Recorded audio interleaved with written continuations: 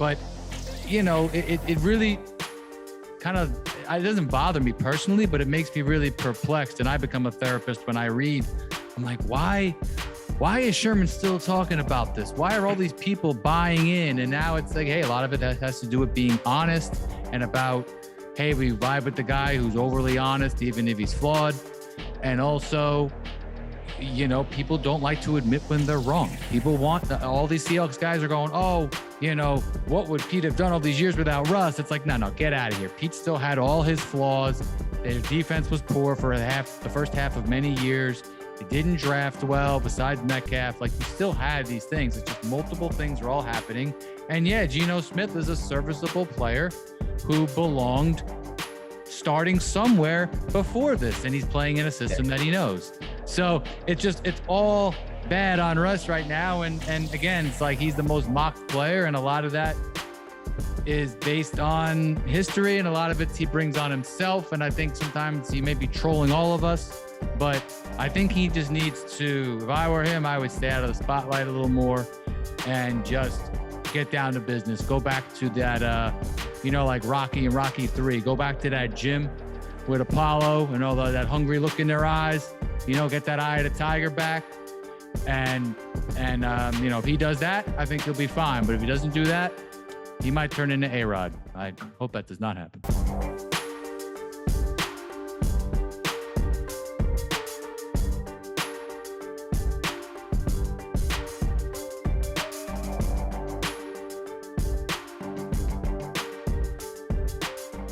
What's up, Steve?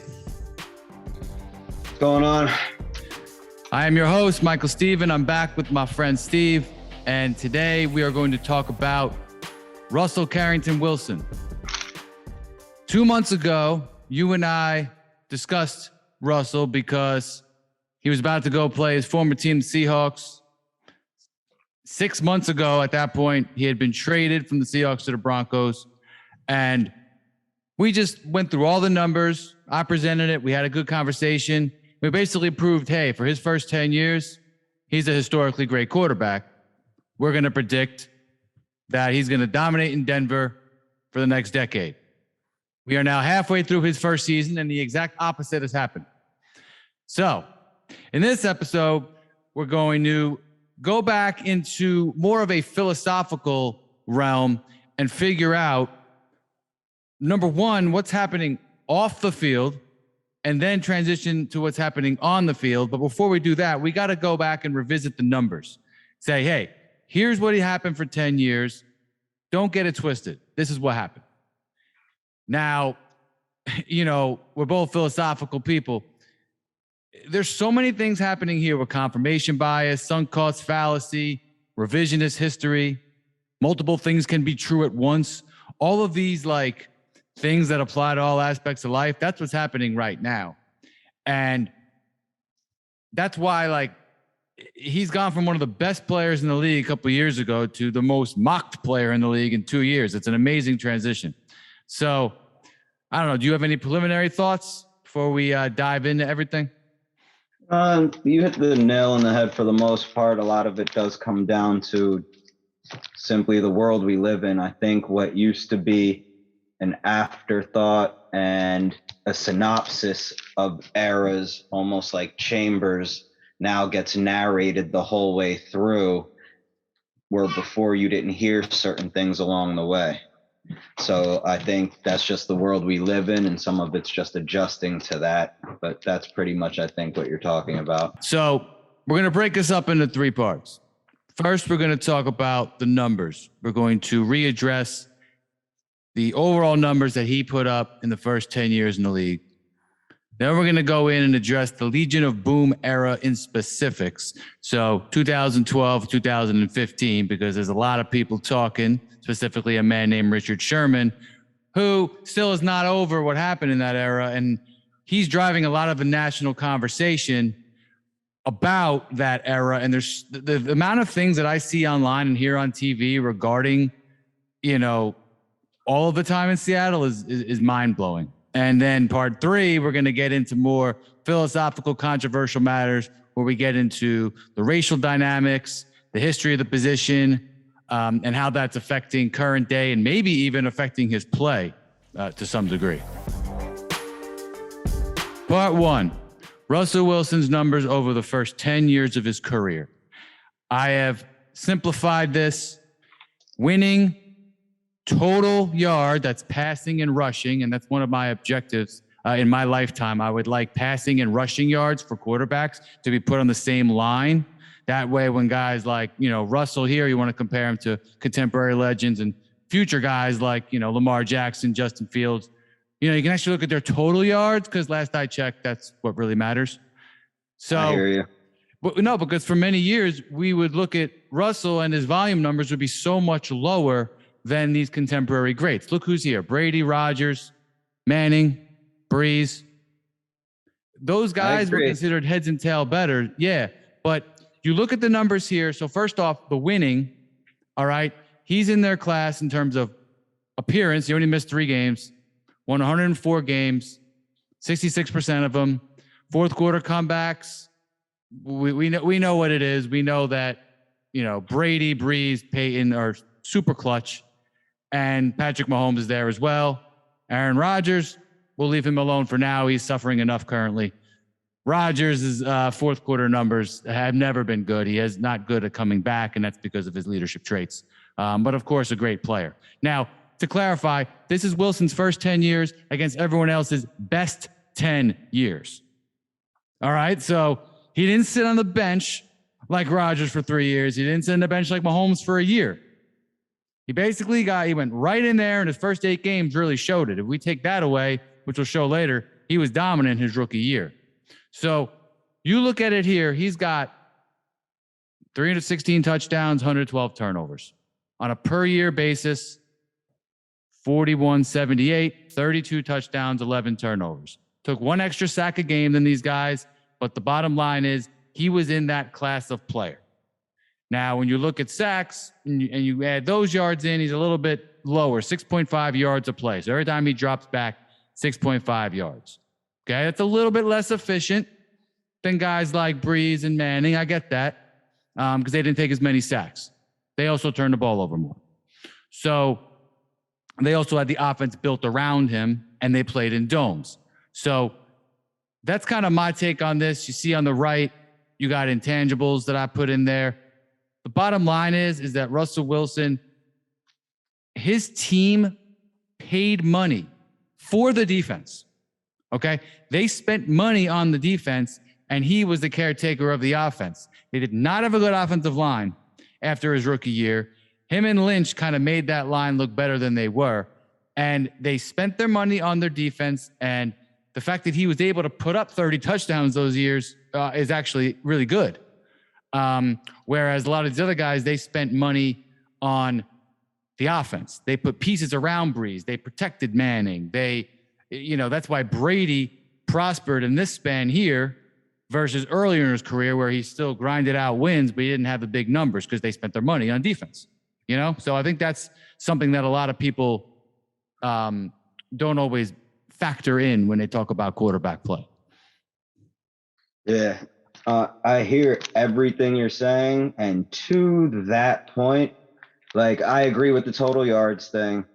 We totally need to switch to just the total yards, which then begs the question, how do you think we got to the world we live in where when you reference a running quarterback saying he's athletic or using the code words for being able to run is a knock? Like when people speak with it with certain rhetoric, it always comes off as a knock instead of an add-on. Josh Allen and Steve Young are the only two that get it as an add-on. Everybody else, it's a knock. They're either going to get hurt or it's either suggesting they can't throw or both. So how do you think you get to that point? And that's simply because you separate the two stats, where I think now when you start combining them, you see, to the Daniel Jones point I made before, it already's becoming where the position is the position. And we're getting to the point in this sport where, sorry, but you got to be an athlete everywhere. You can't play is what's coming down the road 20 years from now, 30 years from now, 40 years from now. There's no hiding anymore or not working on your athleticism. I'll give you an example. Like, let's say a Ryan Tannehill, who's a receiver, who nobody even references to the fact he can run, and he probably can't run as good as he did as when he got into the league. You see what I'm saying? Like, he should be running. But anyway. No, how did we get there? Going. Yeah. Is that a rhetorical question, or you want to? No, well, for now it's more rhetorical. We know why. You know why. We know now why. I think that happened circumstantially, and it was held onto to knock, oh, here comes the Michael Vick of the world. He might be the greatest ever. Let's hurry up and keep this running thing as a knock so we can separate it. So I think like that was the turning point to make it hold for the reason it's there now. But I don't think the reason it's there now was always the reason. I just think that's why it's holding on. Well, I think honestly, to address this now, there's two reasons. One is that's how the quarterback position has historically been played. And the quarterback is supposed to distribute the ball to his players and read the defense and not get hurt. So there is a non-racial elephant in the room here, which is, hey, just that's the smartest way to play the position. And then if you can run after, that's cool. That's why like John Elway and Brett Favre would never be called running quarterbacks, even though they were athletic as hell, because they would do the traditional pocket things. I think then you add the fact that, hey, it's quarterback has always been a tall white man's position. I think we're naturally inclined. Some of it's completely not even our fault. Just what we're used to seeing. And when we see a black quarterback do it, maybe he read the defense quicker, but then he starts, instead of reading options 3 and 4, he just runs because he can, because he's slightly more athletic. It would be used as a knock. Whereas and longevity would be used against them. But forget all that. We're talking about the game today. We're talking about the game this year, and we're not talking about longevity. And I think it's that, hey, you're not reading the last couple reads, you're just running. And then it gets pigeonholed into, oh, you're just a one-read QB. Well, it's like, no, he just read a couple, then he ran. You know what I mean? Yeah, I know exactly what you're saying. And what you're saying also goes to the evolution of the game, not just the position. Offenses also did not look like they used to.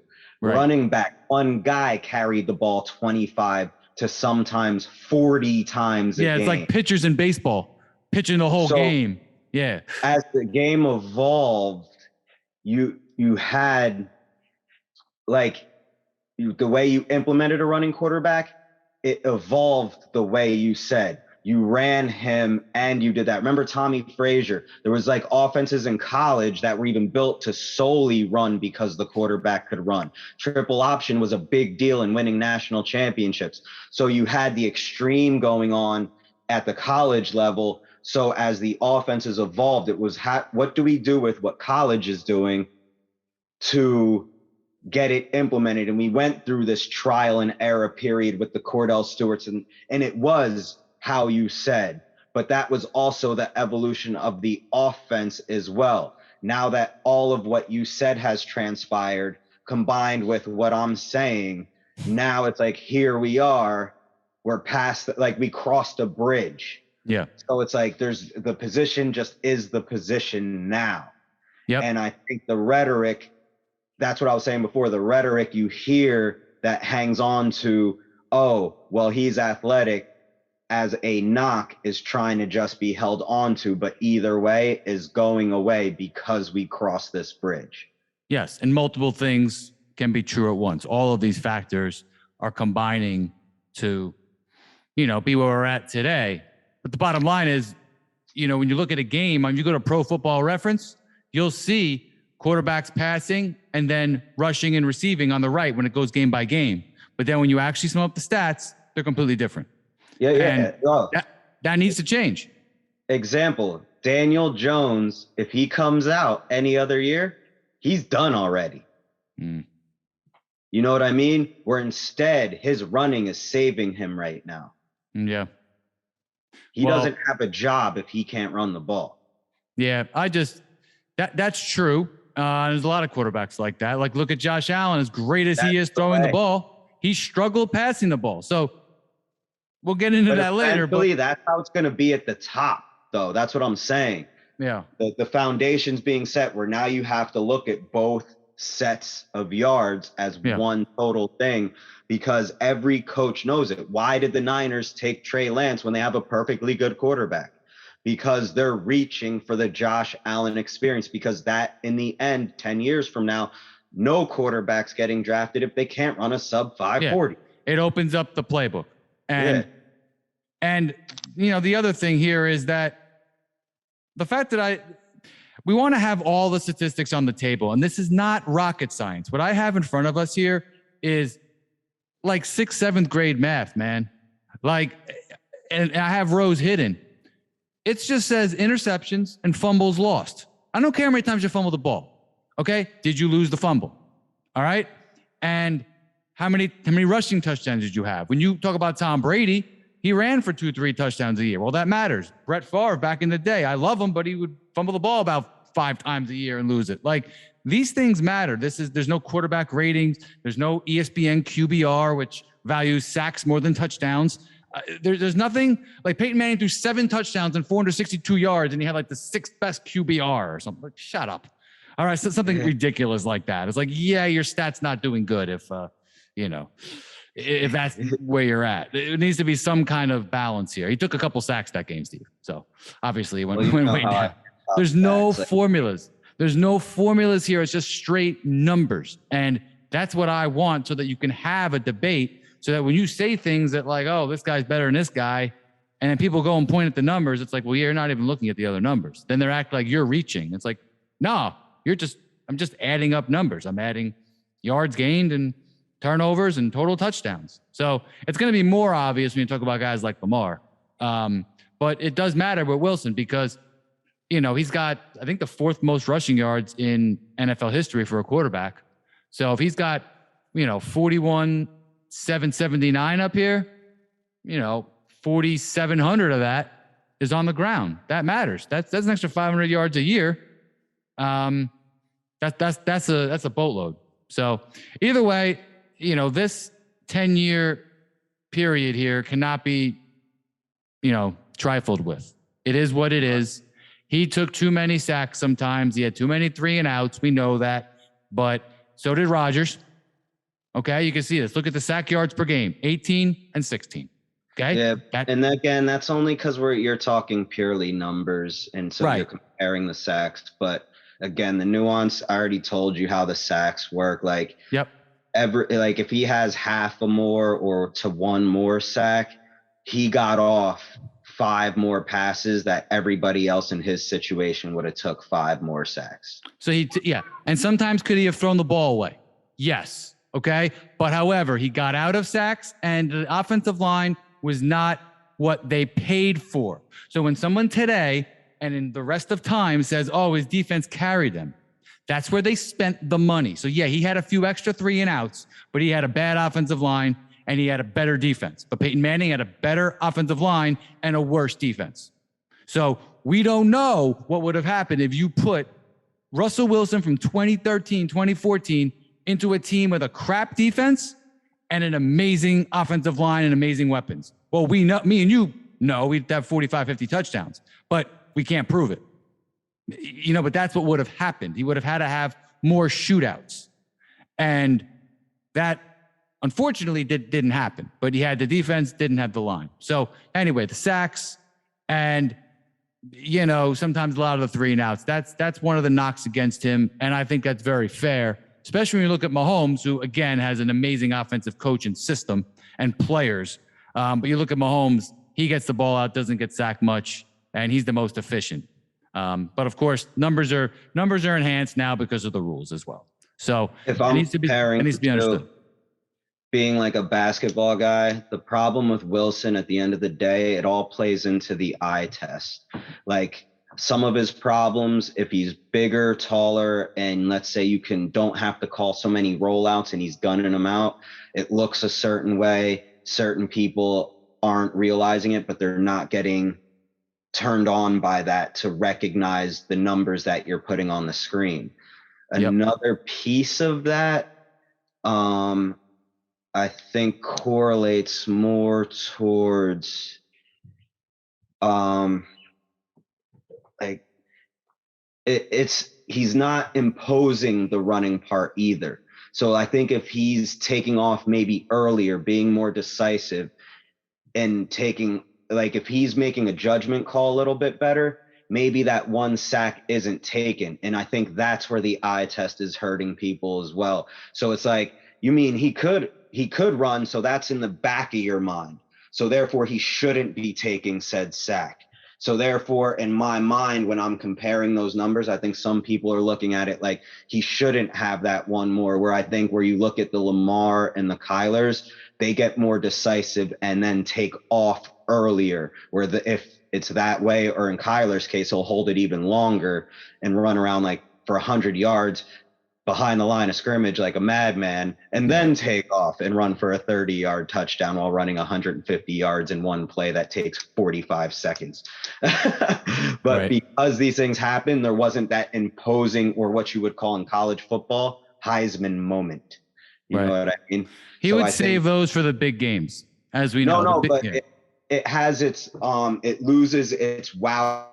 So like where Mahomes, I'll give you an example or compare it to, like, let's say, because I'm more of a basketball guy, Mahomes is more of that guy that gets the shot off the dribble and makes the open shot, where Russell Wilson isn't your dude shooting off the dribble quite so much. He's more selective with the shot off the dribble, and it's only from a certain spot where he's a little more guaranteed to make it, where Pat Mahomes is shooting that 19-foot fadeaway Kobe jumper, but doing it with Jordan efficiency.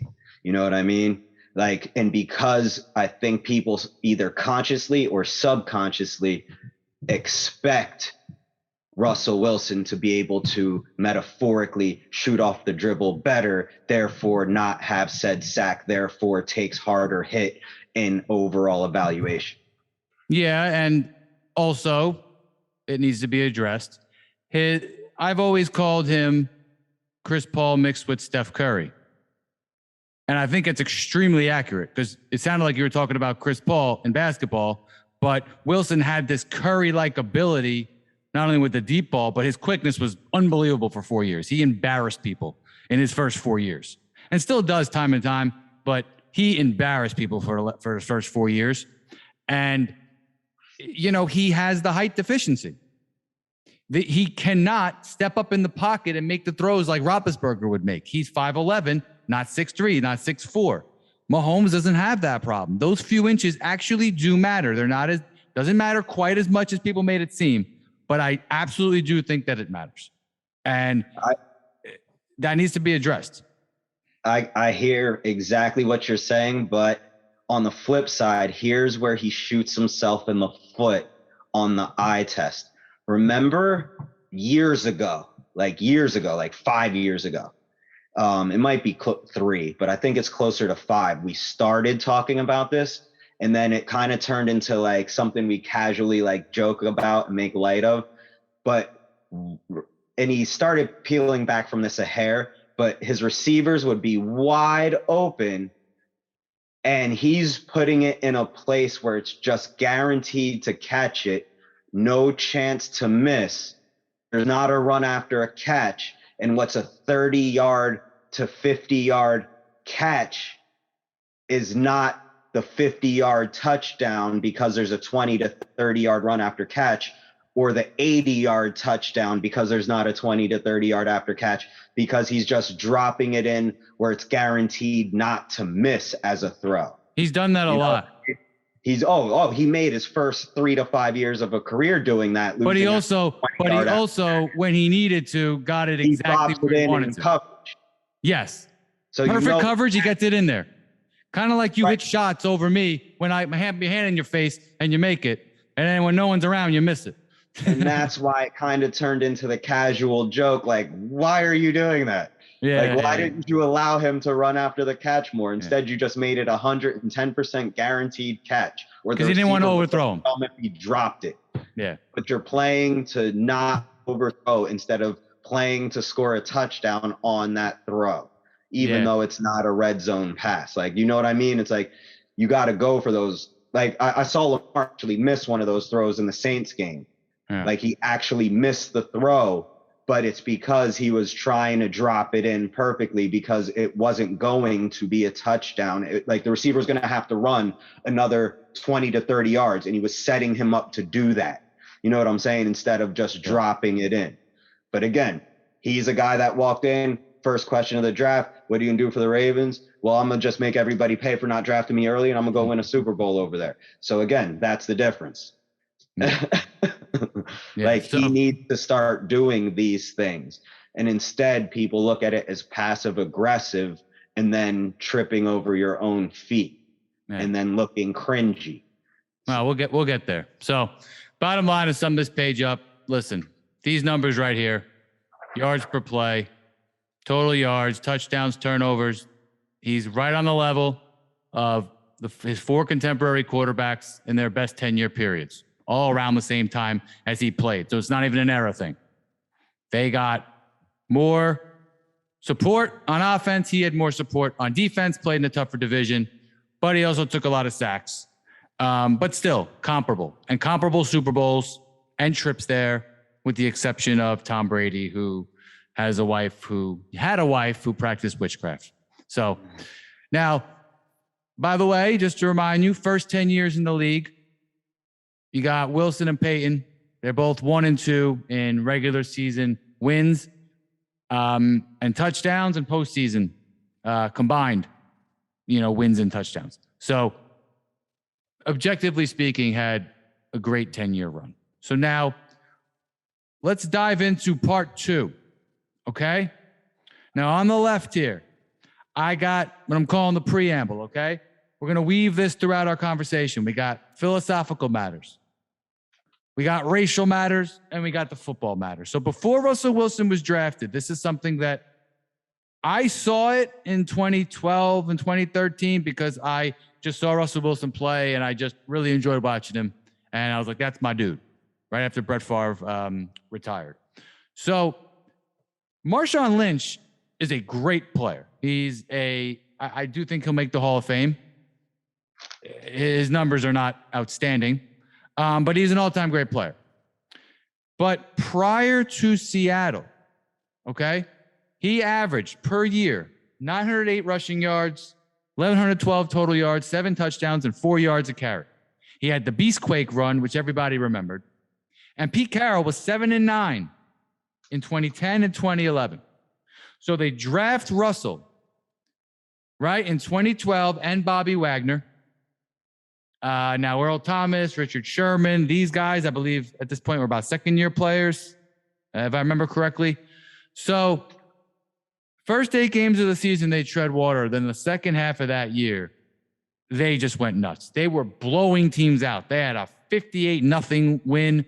They had they beat the 49ers, who are a great team that year. They blew them out on Sunday Night Football. And in his last 10 games, including the playoffs, 2,712 yards, 24 touchdowns, 4 turnovers, 9 yards a play. Okay. So at that point in time, when I'm watching it, I'm like, forget longevity, forget anything else. Other than those 4 quarterbacks that I just showed on the other page, there was nobody better. You understand? There was nobody better. Like Phillip Rivers wasn't better. Ben Roethlisberger wasn't better. Eli Manning wasn't better. I know Eli just won 2 Super Bowls in 4 years before that, but he wasn't better. Like the numbers and the eye test, but again, he was the first guy who was kind of throwing accurate and running. But besides the point, back to Lynch. He's got a career year in 2012, 5 yards a carry. Okay. So his career is 4 yards a carry. It goes up 25% per rush. And if you go back and watch some of those games, you'll see Wilson doing a run pass option where he fakes like he's going to run, and you'll see 1 or 2 defenders go and look right for him, and Lynch just busts right through because he already broke tackles. If you're going to divert 1 or 2 defenders away from him, that's why he had an amazing year. So, and remember, that's when that type of offense was just starting to take off too. Kaepernick went to the Super Bowl with it just prior. So it wasn't like everybody was doing it, and back to where we started in this conversation, why all quarterbacks need to run, because that needs to be in the playbook. This is why Jimmy Garoppolo's job is on the line when he's actually a good quarterback. Right. So right. And actually it was actually that year that Kaepernick went to the Super Bowl, 2012 season. So speaking of which, good segue. They won the NFC wild card game in the RG3 game where he got hurt and then tried to gut it out. So Seattle was down 14-0 and they got behind like they always do in the playoffs. Came back and won. And then in the divisional game at Atlanta, they were down 27-7 going into the fourth quarter. Wilson leads 3 touchdown drives. He's got 445 total yards, 3 touchdowns, no turnovers. Okay? They're up 28-27 with 25 seconds left, and the vaunted Legion of Boom lets Matt Ryan go 41 yards in 2 plays. They kicked a field goal. And then Russell throws a Hail Mary, and it's intercepted. I don't want to hear about a couple years later without bringing this up. The Legion of Boom blew that game. Yes, Pete Carroll should have taken a couple field goals earlier in the game. He went for it on 4th down, should have took the field goals, and then they probably win the game if everything goes that way. Okay? But 445 and 3. 385 passing for all you purists out there. Okay? That is plenty to win the football game on the road against a 13-3 team. Don't you agree? That's not on Russell. And I remember going to my dentist, and he was like, yeah, Russell Wilson guy is really good. I was like, yeah, he's amazing. I go, yeah, imagine if he was Andrew Luck. They go, oh, man, they wouldn't stop talking about him. Instead, this game basically got erased. This game, like, never happened. Well, you know? I think this is going to be the theme as you go through each one to what we were talking about earlier. Yep. Is not having that, what I was calling a Heisman moment. And like, yeah, there's those deep plays, but the thing is, and there's those plays in between, but I guarantee you in each one of these highlighted games, as you go through this chart, there was a moment when he just lobbed up a pass, when it was a moment that could have just stood out in the game, made a bigger impact, that ended up just being a play as part of a drive, which when you see it that way and you play that way, playing it safe, never seizing the pinnacle of a moment, and while you have everybody playing out, the game manager, the coach, and this jazzed up defense, like when you have those 3 things already playing against you and then you're not seizing the moment, you're just the cog in the system when looking at the eye test. I guarantee you in each one of these games, there was a 30-yard pass that could have been a 50-yard touchdown. Okay, so I'm going to disagree with you. You're actually right, but it's not for the reason you said. Because this one he was robbed. The Atlanta one he was robbed. But by the way, do you know how they won that game? He threw him down the field, right? So he had 445 yards. Clearly, he's got most of the yards. But Lynch runs in, and as he crosses the goal line, the ball comes out. Foreshadowing. All right. The ball comes out, and they mark him over. He barely got over. Okay. I don't know what it is with Seattle on the goal line. It's always been an issue. So anyway, that 2012 team, average O-line, they had Sidney Rice, Golden Tate, Doug Baldwin, and a great defense. So I really think that was their, and they had the new wow factor, right? Nobody was like, that really was the best team that I saw in that whole era. That makes sense. The wow factor throughout the year, when people think of a big play, I bet you it's something Marshawn Lynch made, or you think of a big play, it's something one of the LOB makes. But every time there was a moment to stretch that 30-yard pass to a 50-yard touchdown, that 50-yard pass to an 80-yard touchdown, it was not seized. So when you look at the highlight of the season, the highlight of this game, he's always just left out. So therefore, he falls into game manager.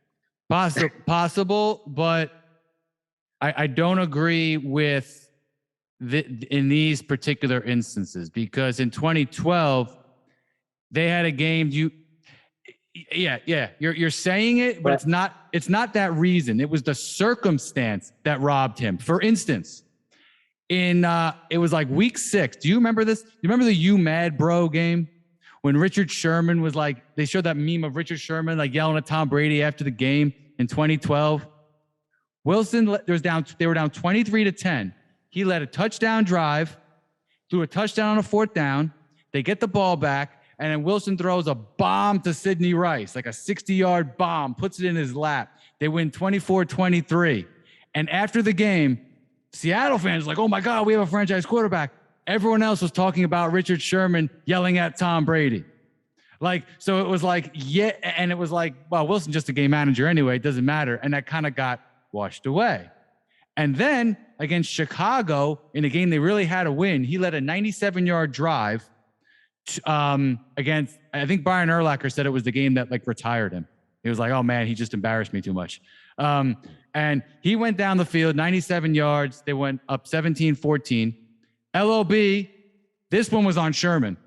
They let up like a 50-yard pass with like barely any time left. Like all they had to do was prevent the deep ball. Cutler throws like a 50-yard pass to Brandon Marshall. He catches it. They kick the game-tying field goal. Wilson just goes down and scores a touchdown in the first drive of overtime. So that, again, not like, so it's like, it always seems like the moment was robbed from him, which, by the way, when we get to the next season, right? Because again, you're not wrong. It's just, and he did do that, but not in these instances. I agree with what you're saying completely. Yeah. It's just, that's what I'm getting at. Like, because he's always playing it safe, the times he could have even had, he couldn't circumstantially seize because something else happened. Like, listen to how you even referenced the first game you were talking about. It's the Richard Sherman yelling at him game. So it's like, while he's doing that, it's like, see, but that's why you have to be a taker at all times. Yeah. Well, he's a rope-a-dope. A lot of his game is rope-a-dope. Times when these instances happen, there's not enough of them, and then they were robbed a handful of times they were there. But really, if he's taking at all times, every instance is his moment, and he just loses a couple. You see what I'm saying? Yeah. Like we're talking about these moments as moments lost, and maybe what we're talking about isn't as much of an issue or a non-issue. So these are just moments lost people aren't even talking about. Right. No, I get you. Mm-hmm. Now, the next year, their offensive line stunk. Everyone today likes to think they had a great offensive line. The line stunk. He got beat up in the first game of the season. Giants. It was going this way, and we're talking about it when it was decent back here the whole time. Below average line is putting it kindly. Okay. He had a dominant game against the Saints on a Monday night that really clinched the 1 seed. And then after that, Pete Carroll did what Pete Carroll does in NFC West games, plays a lot of run, pass. And then Russ's stats kind of fell off the cliff a little bit, but still almost 3,900 yards, 27 touchdowns, fumbled a lot that year, 14 turnovers, but still 7.7 yards to play. So he still had a solid season. Sidney Rice was gone. I think he was hurt, unfortunately. And, Lynch had a big year, not as big as the year before. Now, in a divisional game, it was funny. That was a really windy game. This is the circumstance I'm talking about. Very windy, kind of controlled the clock a while. It made sense. They had an early lead. I think it was 16-0 at the half. And then the Saints were always playing catch up. He had to make one big throw, and he did. But really, he kind of just grinded out that win. The numbers were not very pretty, and it is what it is. Now, in the title game against the 49ers, he starts the game off by rolling out left and fumbling the ball. And the LOB holds the 49ers to 3 points. So there's a win for the Wilson haters. But then he's down 17-13. And it's a 3rd and 20. No one remembers this play. It's 3rd and 20. And he runs left and makes a ridiculous throw across his body to a guy who was completely covered for 13 yards. And now it's 4th and 7. So rather they were going to punt, they were going to kick a field goal. Russ, they call a timeout. And then Russ is like, well, I'll try to get him off sides and then go deep. And he did it. He got him off sides and threw a perfectly thrown 50-yard pass right in, what's his face? Jermaine Kearse's lap. It was just a perfect pass. And they went up 20-17 and then got up 23-17. And then, of course, the LOB let Kaepernick go down the field. But then Richard Sherman tipped the ball. Malcolm Smith caught it. Richard Sherman started yelling at Crabtree. This is a theme here, huh? This is 2 straight years this happened. And that was the theme afterwards. And I was like, oh my God, Sherman on TV, look at him. And I loved him, right? But that's what I mean. He's not letting a moment slip. He's a taker. He's taking every moment. Yeah. And therefore looks like he's leading. Right. That's and again, I went back and I watched that game and I was like, oh, I thought it went different. I thought that they didn't try to put it away throwing. And I think they did, but Wilson didn't want to blow it, so which makes sense. Like you're up, you got the touchdown, but he played pretty well, but he did throw the game-winning pass. So that was one game where they worked in unison at the end. Now in the Super Bowl, okay, which me and you watched, my buddy Eric and your taco pizza, all right, that was one of the funniest games. And like, that's where all the philosophy came in because Wilson dominated that game. If you go and watch that game, he led them down the field, converted third down, he got a field goal, got a touchdown. Then I think, but then Peyton couldn't get anything going. Peyton had a snap go over his head on the first play. Then he threw a pick 6. Then he was just grinding out first downs. And now it's like 22-0. And Wilson just, what has he done? He's done his job, right? He's got 13 points on 3 drives. So then Percy Harvin returns a kick for a touchdown. So it's like, can Russ get any drives here? Then I think they punt, and then he goes on touchdown. So now it's 43-8, and then all the haters get to say, well, he didn't do anything. He didn't throw a touchdown until it was 29-0. It's like, well, yeah, you're right. But if you watch the game, you'd notice that, yeah, the narrative was, hey, 55 touchdowns, Peyton Manning up against the Seahawks. Like, oh my God, Peyton got overmatched. Peyton played like shit. Peyton was completely overmatched. Right. Peyton was emasculated on live TV. And we should have known that was going to happen based on how he played against the Patriots earlier in his career.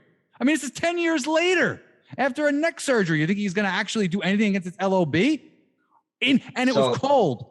And it was in New Jersey. We should have freaking known. You see how passionate you could get about explaining how Peyton Manning got beat up on? So in the back of people's minds, you're absolutely correct. The haters grabbed it because they knew they could. But at the same time, what helped drive the rhetoric overboard is you're saying it the right way with the right inflection, but you're forgetting that's the storyline.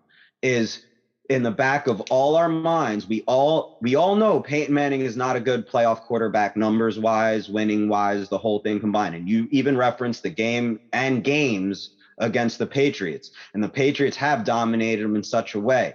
But subconsciously, we always look at it as coming into this game, this might be an all-time good defense. You know what'll definitely tell us it's an all-time good defense? If you dominate a guy like Peyton Manning, despite knowing everything I just said, playoff game, the Patriots have done this to him.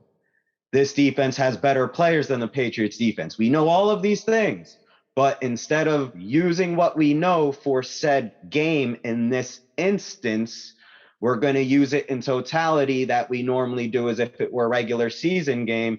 If you could really stifle Peyton at the line, yeah, you got a really good defense going on. So we're going to disregard what I prefaced everything with, go back to the norm. That's the narrative going into the game, even though this game isn't actually the norm and the standard we should be using to judge it. So even if you're not a Wilson hater, you're looking at this game like, I can't believe Peyton Manning played this bad. This defense is phenomenal. And to what I've been repeating myself about, the Heisman moment just isn't there. So now it's not only not there, he managed a game. Because again, it wasn't about him. We didn't know this in 1 year. Can we really call it an all-time good defense? Oh, well, we can if you dominate Peyton. Well, and what did I say? Because silly me, I think I put money on. What did I tell you before the game? I remember that. Yeah. And remember, I even told you before the game, what if they start with the ball in great field position the whole time? I watched him throw the ball all over the Saints when it mattered. I watched him the first game of the year throw for 300-something yards against the Panthers while getting beat up. I was like, listen, this Broncos defense is not an NFC West defense. All right? Wilson is going to light them up like a Christmas tree. I just didn't know Peyton Manning was going to be that bad. And that's the thing. Like, that game was the opposite of the way the 49ers and Dolphins game went. Back when Marino threw 48 touchdowns, like in the greatest year ever, where the prior record was like 32 and he throws 48. Right. He throws a couple, 4 touchdown games, goes and plays the 49ers, who've got a short quarterback who can run and throw accurately. And Rice wasn't even there yet. And the first half was like 10-7. And then the second half, they just bombed them. And they beat them like, I think the final score was 38-16 or something. Marino threw 3 picks. But it was like the halves were reversed. It was like the first half was the second half of that game. And then the second half was like, it was like over. Like that first half was competitive. This second half was like, playing out the string. So that is kind of what it reminded me of. And I was like, yeah, Montana had 330 yards, 4 touchdowns. He was the MVP because he got the touchdowns early. Unfortunately for us, he didn't get the touchdowns early.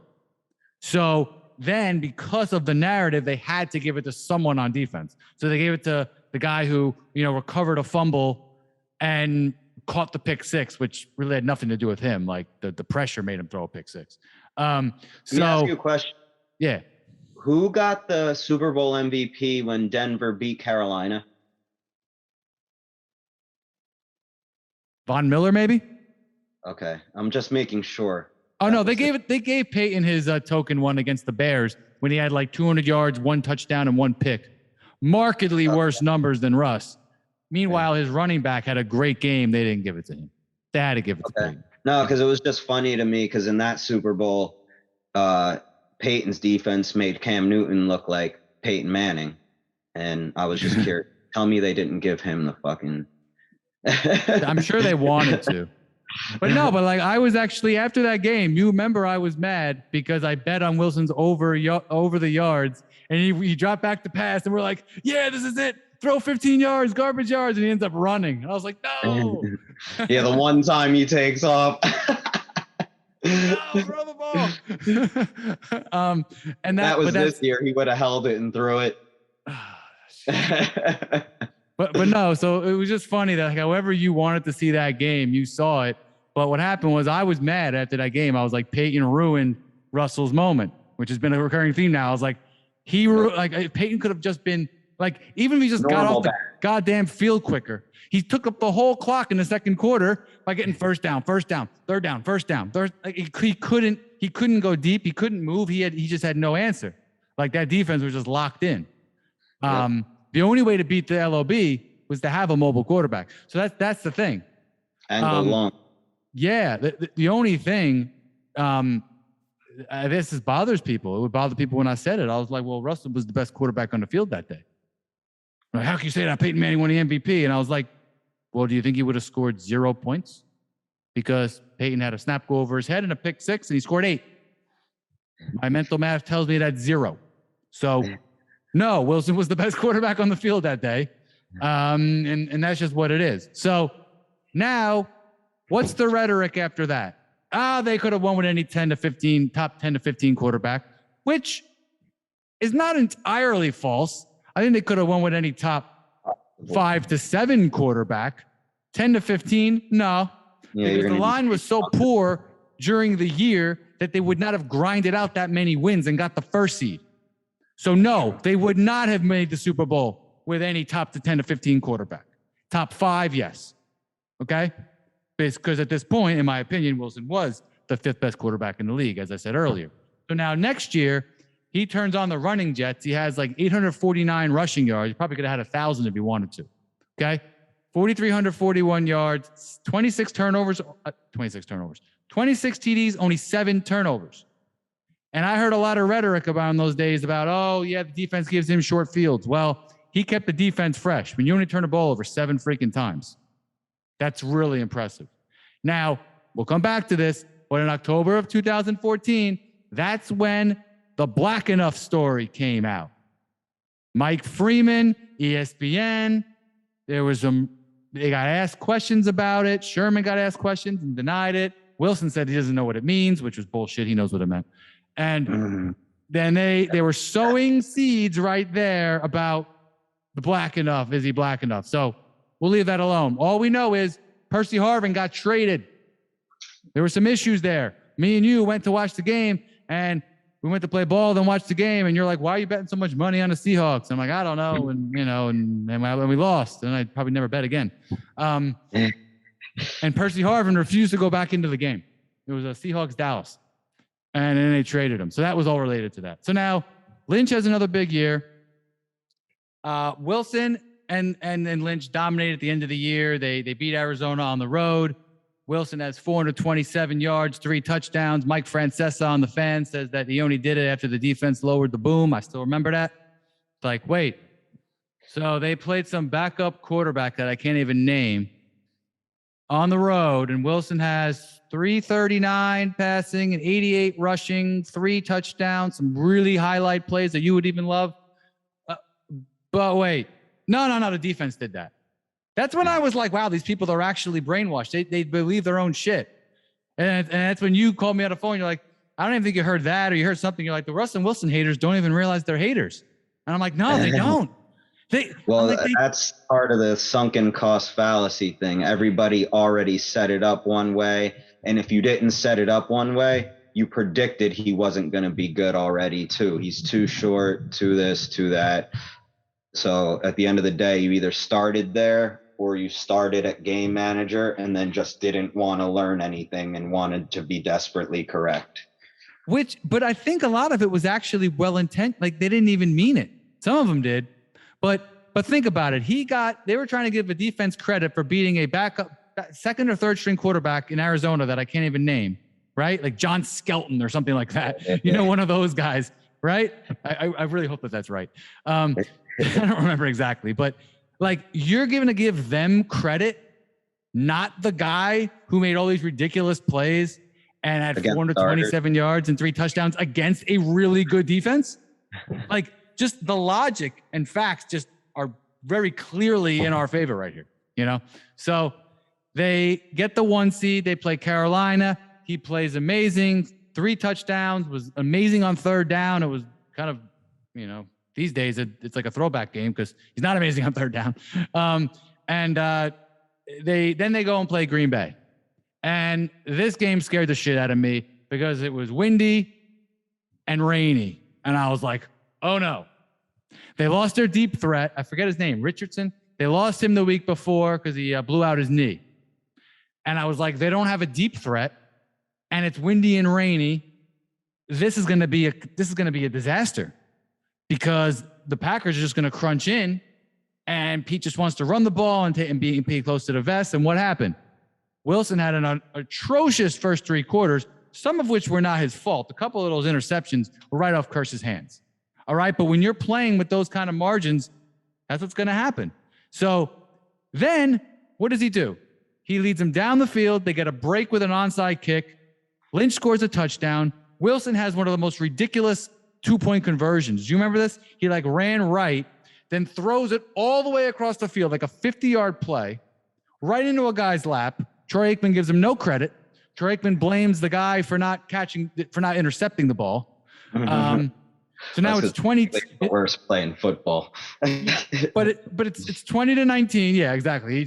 Anyone would have caught that ball. Like, my kid would have caught that ball. Like, that was his rhetoric. But it was 20-19 when that happened. That made it 22-19. Rodgers now is only down by 3. He's not down 10, so he's fine. So he goes right down the field again and makes it 22-22. So good thing he got that 2-point conversion.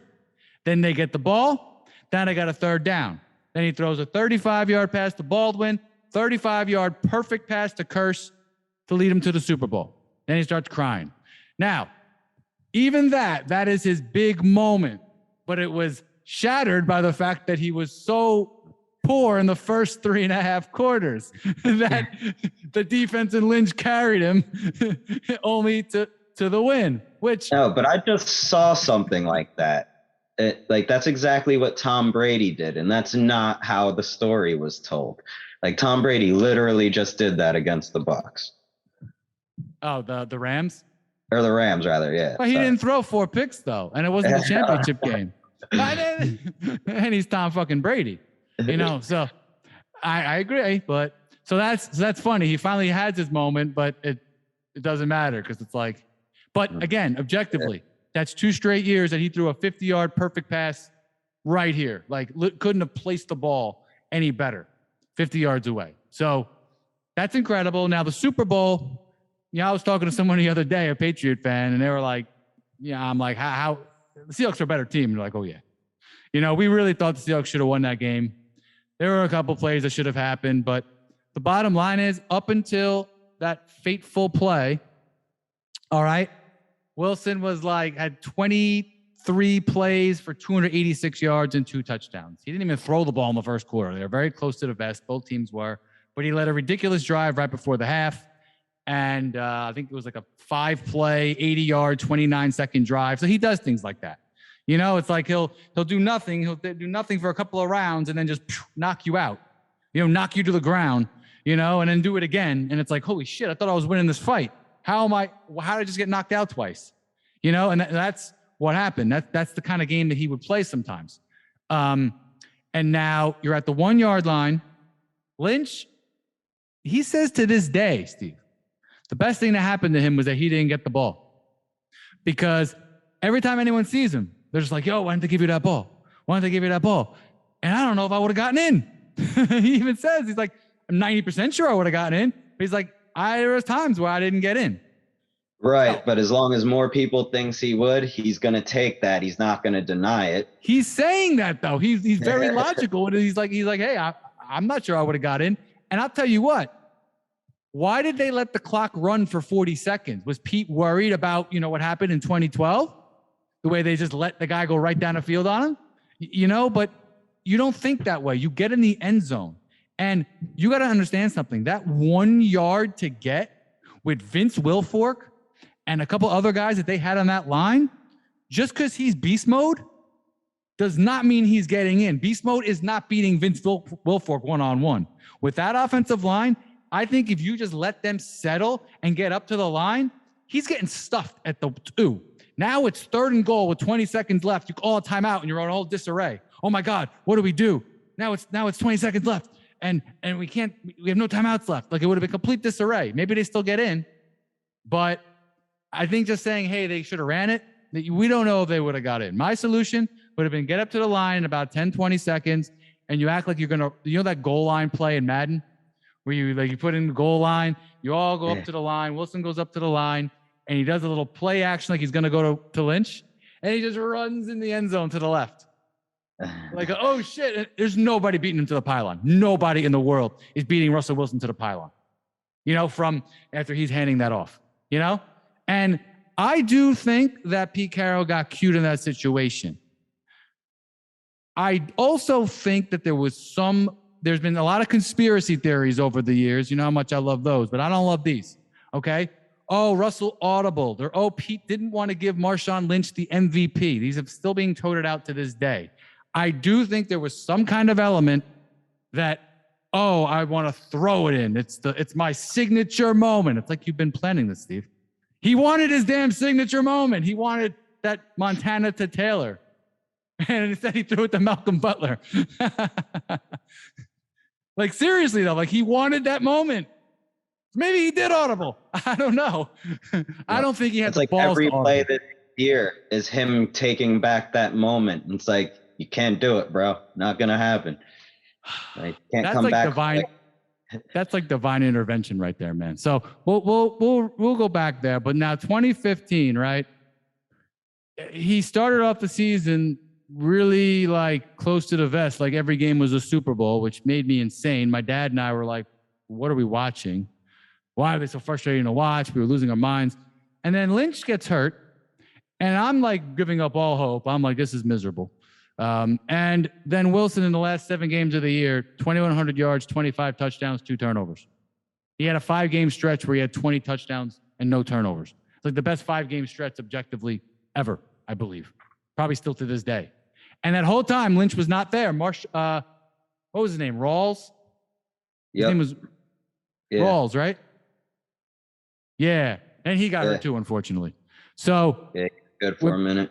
Yeah. So when people say that Lynch carried Wilson, that's why I get a little heated. Because it's like, not only do you have the 4.0 to 5.0 thing the rookie year, it's like all of a sudden he's carrying the ball better and more efficiently. You got Wilson at his best stretch when Lynch was gone. So, of course, Lynch helped him out in big playoff games. That's what teammates are for. Aaron Jones helps out Aaron Rodgers. Team game. Yeah. Tom Brady's offensive line and running game helped him out too, over and over again. So, like what I say about the championship thing. No bad team won a championship. Don't give me he was on a good team. Yeah. But and we'll get there after in a sec. But bottom line is he had a monster year. He was the MVP of the second half of the year. Cam Newton was the MVP that year, and he deserved it. He was accurate as hell. It was like his Russell Westbrook year. Everything went in his favor. He was accurate as hell, and he deserved it. But then they had like this like wins that you gave your team or something like that, and Wilson was like more important than Cam, because Cam that year it was a perfect storm. Not only was he playing out of his mind, his team was playing out of his mind. His defense gave him like an exponential amount of like short fields and stuff like that. So it's just how it goes. Like, when it's your MVP year, it's your MVP year. So then they go on the road in like a historic cold. Again, why is like every one of his games like historic cold or windy or something crazy? Why can't he just play like a normal game? And then they won that game 10-9 because Blair Walsh missed a 19-yard field goal. I really appreciate Blair Walsh. So that was good. And then remember how they both closed out like the NFC title game against the Niners? Well, this one, first play of the game, LOB gives up a 59-yard rush to Jonathan Stewart. 59-yard rush, LOB. So now today it was like, oh, the LOB should have won. It's like, yeah, first play of the game, 59-yard rush. That was great. Russell's first play of the game, pick six, because Lynch didn't pick up the blitz. Throws it to Luke Kuechly. Kuechly runs in the end zone. So that was how that game went. They're down 31-0, and they come back and lose 31-24. So that was the end of the LOB era. So now we hear here in 2022, he averaged 4,105 yards, 30 touchdowns, and 11 turnovers. He's a game manager. Offensive line ranks, all below average or horrible. The NFC West was a great defensive division. And bottom line, as the screen shows here, Wilson he was accurate, he was athletic for the first 4 years, and an athlete for the next few in terms of athleticism. Great leadership. In the 2-minute drill, he was one of the best. And intangibles, I like the fact that he would block for his running backs. He would chase down interceptions, made those sandlot plays. Again, we know his cons. His height, doesn't throw over the middle as much. He has that Aaron Rodgers kind of quality of not taking risks, which can cost you sometimes. Now, Pete Carroll, let's address Pete Carroll real quick. He's a great culture builder. He also built a culture in USC and then left as soon as they started getting in trouble. Remember that, right?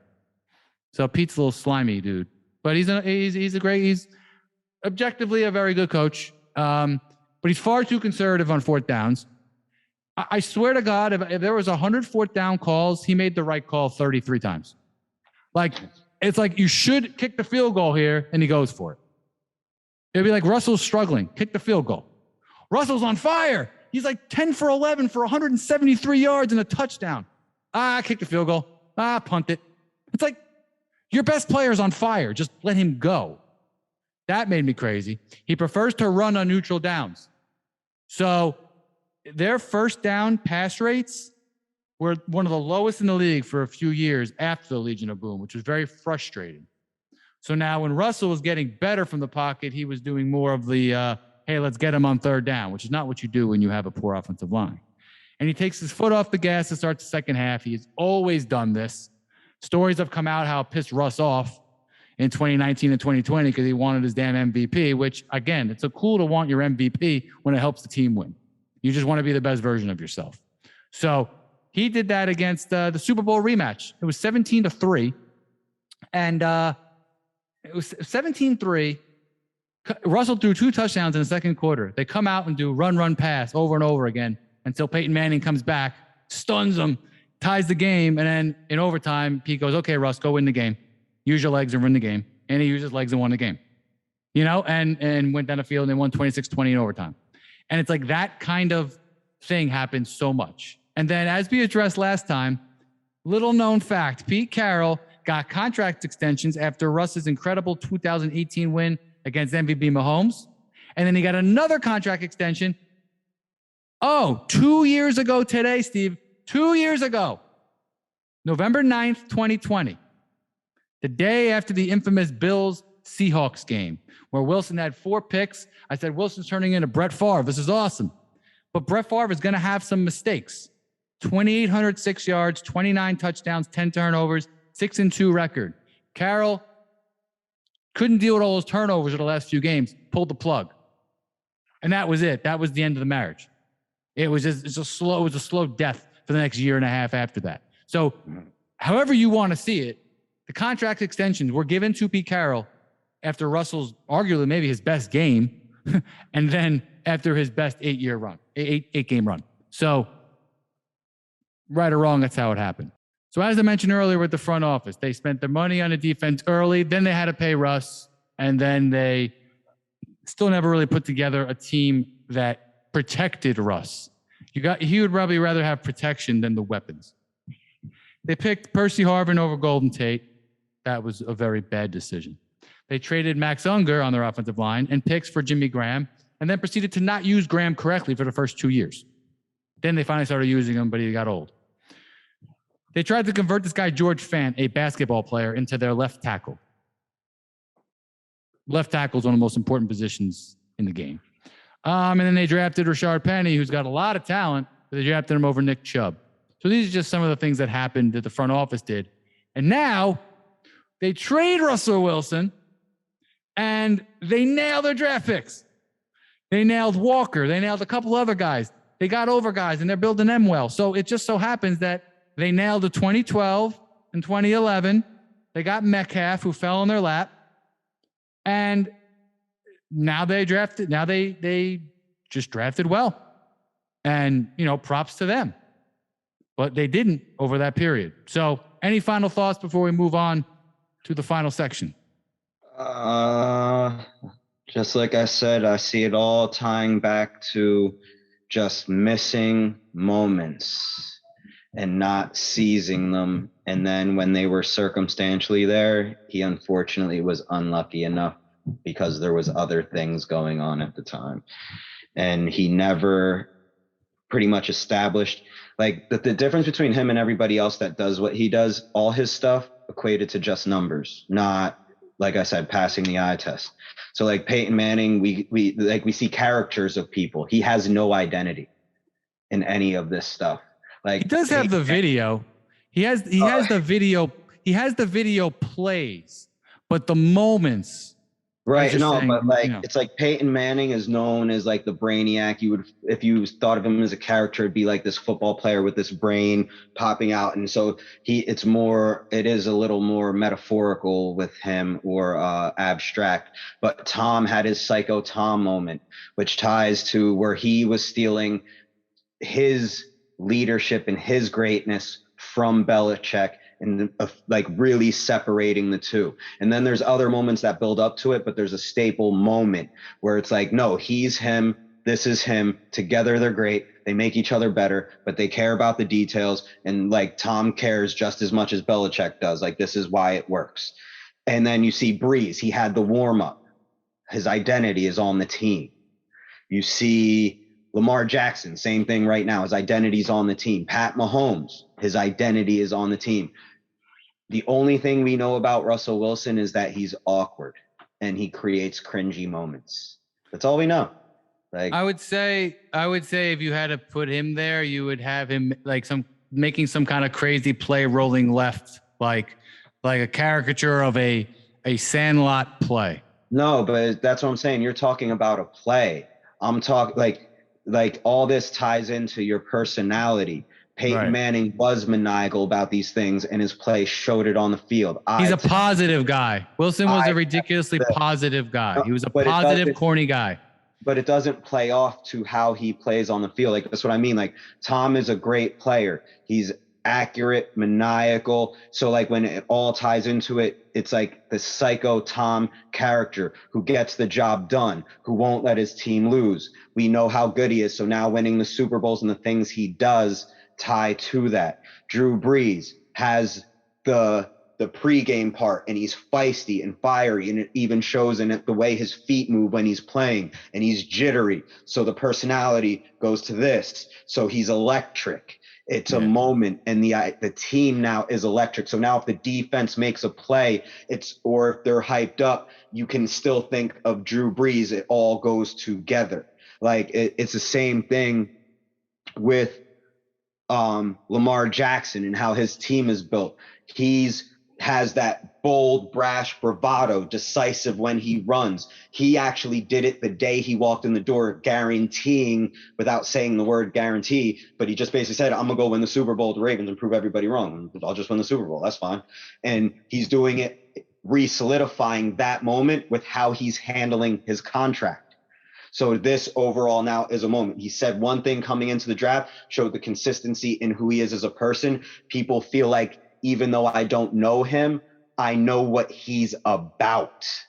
I can trust what I see. It's passing an eye test. Russell Wilson is just confirming that I'm not letting anybody know me. Everything's in question. And then when, like I said, it plays into the moment, I'm going to lob this up. I'm just a part of the system. It's not my fault when something went bad. I just work here, is how he looks in his eye test. Yeah, I would also say relentlessly positive. He's like, and you catch him on the sideline, he always thinks that they have a chance to win. I do think he has that. See that on the sideline? No, like he's not. Well, not this year. We're not talking about this year yet. Oh, I'm not talking about this. Well, this year in general, I'm saying there's like Psycho Tom's moment. Psycho Tom became Psycho Tom because of a moment on the sideline. That name came because of a moment on the sideline. Like he's positive, but like, okay. Passive positive? But that's not a thing. Like that's not a personality of a team. You know what I mean? That's nothing. Moving along, because here's another perfect segue. You're doing great. All right.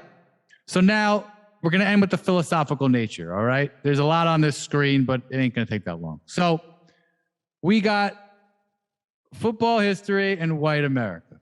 All right. So I'm going to break this down first and correct me, fill in the gaps where I miss it.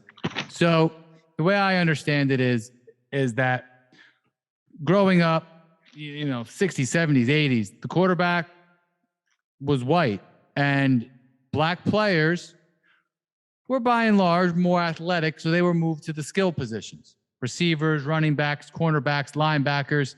And even if they played quarterback when they were younger, they would be moved there. Now, some of that had to do with the athleticism, but I believe that was a facade. I believe that it was really that we want the face of our team to be a white man, and we believe that, right or wrong, you don't have obviously wrong, you don't have the intellect to handle the position. That was never said out loud. Maybe it was in certain locker rooms, or certain meeting rooms, but that was never said out loud. But that is my understanding of the history of football and why Warren Moon, for instance, had such an issue getting in the NFL. Is that correct? Yeah, I'm actually right with you. Like, it's all 110% correct. But to give you, and again, this might be a perfect segue, this is the ultimate conundrum, which again plays into the bad luck side of he was just a humble, because again, some of this might be for like the very last thing I say, but he was almost too humble to a fault, so that the moments that were supposed to be his did not fall in his lap and he lost them.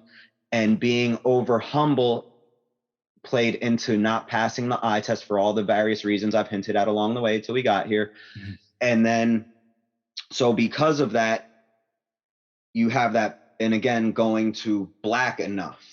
And again, ties into kind of what Willie Beeman was saying in the movie when he's being interviewed in Any Given Sunday, and Al Pacino hears him in the background on the TV, and he's explaining to the guy interviewing him how all black athletes want to be stars.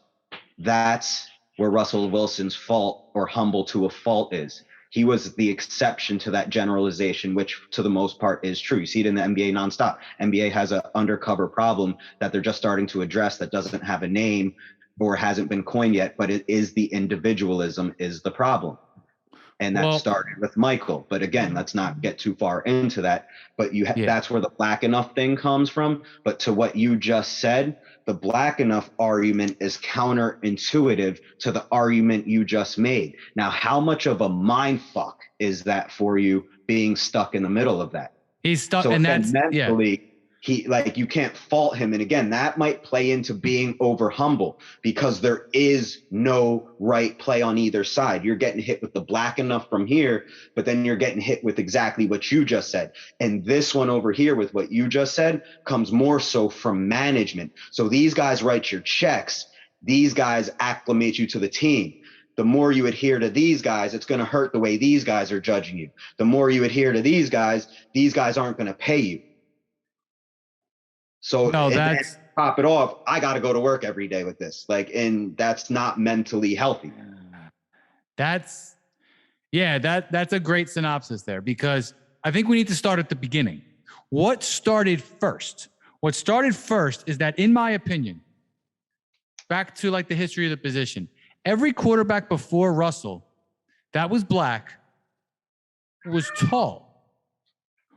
And even McNabb, okay, he was not a traditional pocket passer. And he wasn't that, he was like 5, 6'1", 6'2", right? Hey, the cat really wants to be in this debate. That's all good. Get your family up. I can't see the family. It's a family conversation. There we go. So the thing is, Randall Cunningham, Michael Vick, Cam Newton, they're bigger. They're prototypical size, but they're also prototypically black. They didn't go through the four progressions and then run. They went 1, 2, I'm going to run. They had the size. Wilson comes in as a short black quarterback. Short quarterbacks always had an issue too. So if they had to admit right up front, hey, this short black quarterback, oh yeah, he's dominating from the pocket, that just blows up the entire paradigm that all of football was based on. You would have to admit, Steve, that he's really intelligent. He's able to do both. Wow, look at how well he's throwing and running. And you got Andrew Luck coming in as the new superstar. Brady was supposed to be on his way out. Little did they know he was right in the middle of his prime. Peyton was on his way out. And Luck is that up-and-comer, literally replacing Peyton. So my strong opinion is that the NFL and the media conspired against Russell Wilson. And they had perfect loopholes in the LOB, Lynch, and Pete Carroll and their style of play. Now, my circumstantial evidence here, all right? Circumstantial evidence. 2013 Pro Bowl, those 3 touchdowns, no MVP. They gave it to Kyle Rudolph, who caught 1 touchdown. The Super Bowl MVP they didn't get. Highest rating to never receive it. 3 playoff games in the first 4 years in the 1 p.m. East Coast slot, which especially back then, there were all these studies about when West Coast teams travel east, how poor they do at 1 p.m. because their bodies aren't fully adjusted. And on a professional level, that matters. The rhetoric of, guys like Boomer Esiason, all these guys still calling him a running quarterback in 2014 and a game manager, all these guys, they were giving him no credit. And just a reminder, he led the league in passer rating at 110 in 2015 and passing touchdowns, 34 in 2017. 2017, he got beat up. They had no running game, somehow led the whole league in passing touchdowns. No MVP vote ever. I don't think he ever deserved it, but I do think he deserved some votes in, 2015, 2017, 2019, 2020. So I do believe that they were just like, hey, this guy's in Seattle, not a big city, and let's just, I don't want to say hope he goes away, but let's big up everybody else. Because at the time, me and you would be talking and be like, wait, Luck has, X amount more yards and, X amount more TDs. And wow, he's got twice as many picks. It's wow, he had to throw 20 more picks to get those 10 touchdowns in the last couple of years. Wow, he must be better. And oh, wait, he's playing easier defenses. And oh, wait, he's in a dome. Like, at the end of the day, it was like, no, the video and the numbers showed that Russell Wilson was better than Andrew Luck, but Andrew Luck was a prototypical guy, you know? And you look at his average season here, 4,210 total yards, 31 and 17. Okay, I'm taking Russell's, 30 less yards, same amount of touchdowns, and 5-6 less turnovers. I mean, Wilson was better per play, 7 yards a play, not 7.5. So I do think that was the backdrop. I think when he walked into the league and RG3 and Luck were getting called out, and then Wilson came on strong at the end of the year, he never really got that respect because of what's highlighted in red. You know what I mean? Like, do you agree? Like that's what started, but then where's the consternation coming in with his teammates? I think, by all accounts, it happened after they won the Super Bowl. They all seemed together when they won the Super Bowl. It was after the Super Bowl. After they won the Super Bowl, now the story comes out on October 14th about the Black Enough thing. All right? Kenny Mayne, you look at what he wrote there, what he said there. Very weird. Freeman surmised on his own. Mike Freeman's got a checkered history. One of the sources told me, I don't know how we got all that stuff, but it's pretty much true. We do have a divide. We're working on it. You can see what Russell and Sherman said. Now, there was a 2018 article that said the dynasty that never was. And it was written by SI. And apparently Sherman intercepted Wilson and yelled out, "You fucking suck," or something like that. And they were fighting. One of those iron sharpened iron moments. Right? In 2014. But then, according to players, Carroll said that they needed to treat Russell differently. Then players felt that Russell wasn't getting called out enough by Pete. And things that Pete would say, or things that they would say, would end up on Pete's desk. And then some of the complaints were pettier than others. Wilson had his own space and all that stuff like that. So now you're treading into, wait, was it before 2014 that this was happening? Because quarterbacks have always kind of had their own room. Like they would say that about Brett Favre. They would say that about all these other quarterbacks. Quarterbacks are always treated with red jerseys on in practice. Quarterbacks are always that figurehead. So my question for you is, do you think immediately Marshawn Lynch said, "Hey, but you always been on Blood's head"? He said that a couple weeks ago. So was guys like Sherman, Baldwin, were they always having a problem that a young black quarterback was getting preferential treatment? And would they have treated a young Drew Brees that way? Would they have treated an old Drew Brees that way? So I think young Drew Brees could have been treated that way. We'll never know. So like, just real quick to go completely devil's advocate with you. Yeah. Let's say it could, and again, I don't think all of it's circumstantial, but like, let's say, I'll give you the circumstantial reason for everything. It could have all started right after the Super Bowl. Here are some knowns about dealing with teams that I've learned over the years, like just seeing the way teams operate. If a reporter says anonymous player, then an anonymous player said it, that's fine, yada, yada, yada. That player should probably say their name because that's just stupid.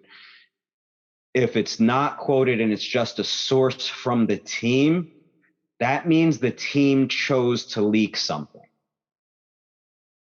So, like, I'll give you an example. Boston Celtics, the whole Ime Udoka thing never had to be mentioned at all. They could have punished him separately, suspended him like the week of the season, called it unbecoming, whatever, to the team, detrimental to the team, blah, blah, blah, blah, blah. We would assume he was late to something or didn't show for something, and the team had to do something with the assistant coach, like coach a game or whatever, practice game, whatever. And it's all whatever. But what you could easily say is, two different things are going on. One, to play complete devil's advocate, it's all circumstantial. The team leaks this, it's complete business. So the team knows what's going on. They manipulate this whole thing to keep it business. And then it's like, well, now Russ has to give us a discount when we do the deal because what we're doing. And then they're playing it on both sides, how they run the ball, how they call plays. But then they're also doing it right after we win a Super Bowl. Everybody gets paid. How do we slow this down and keep everybody? Create some sort of infighting. We can pay the whole defense if you don't pay the quarterback. Okay, pay the whole defense. We'll ride this part out.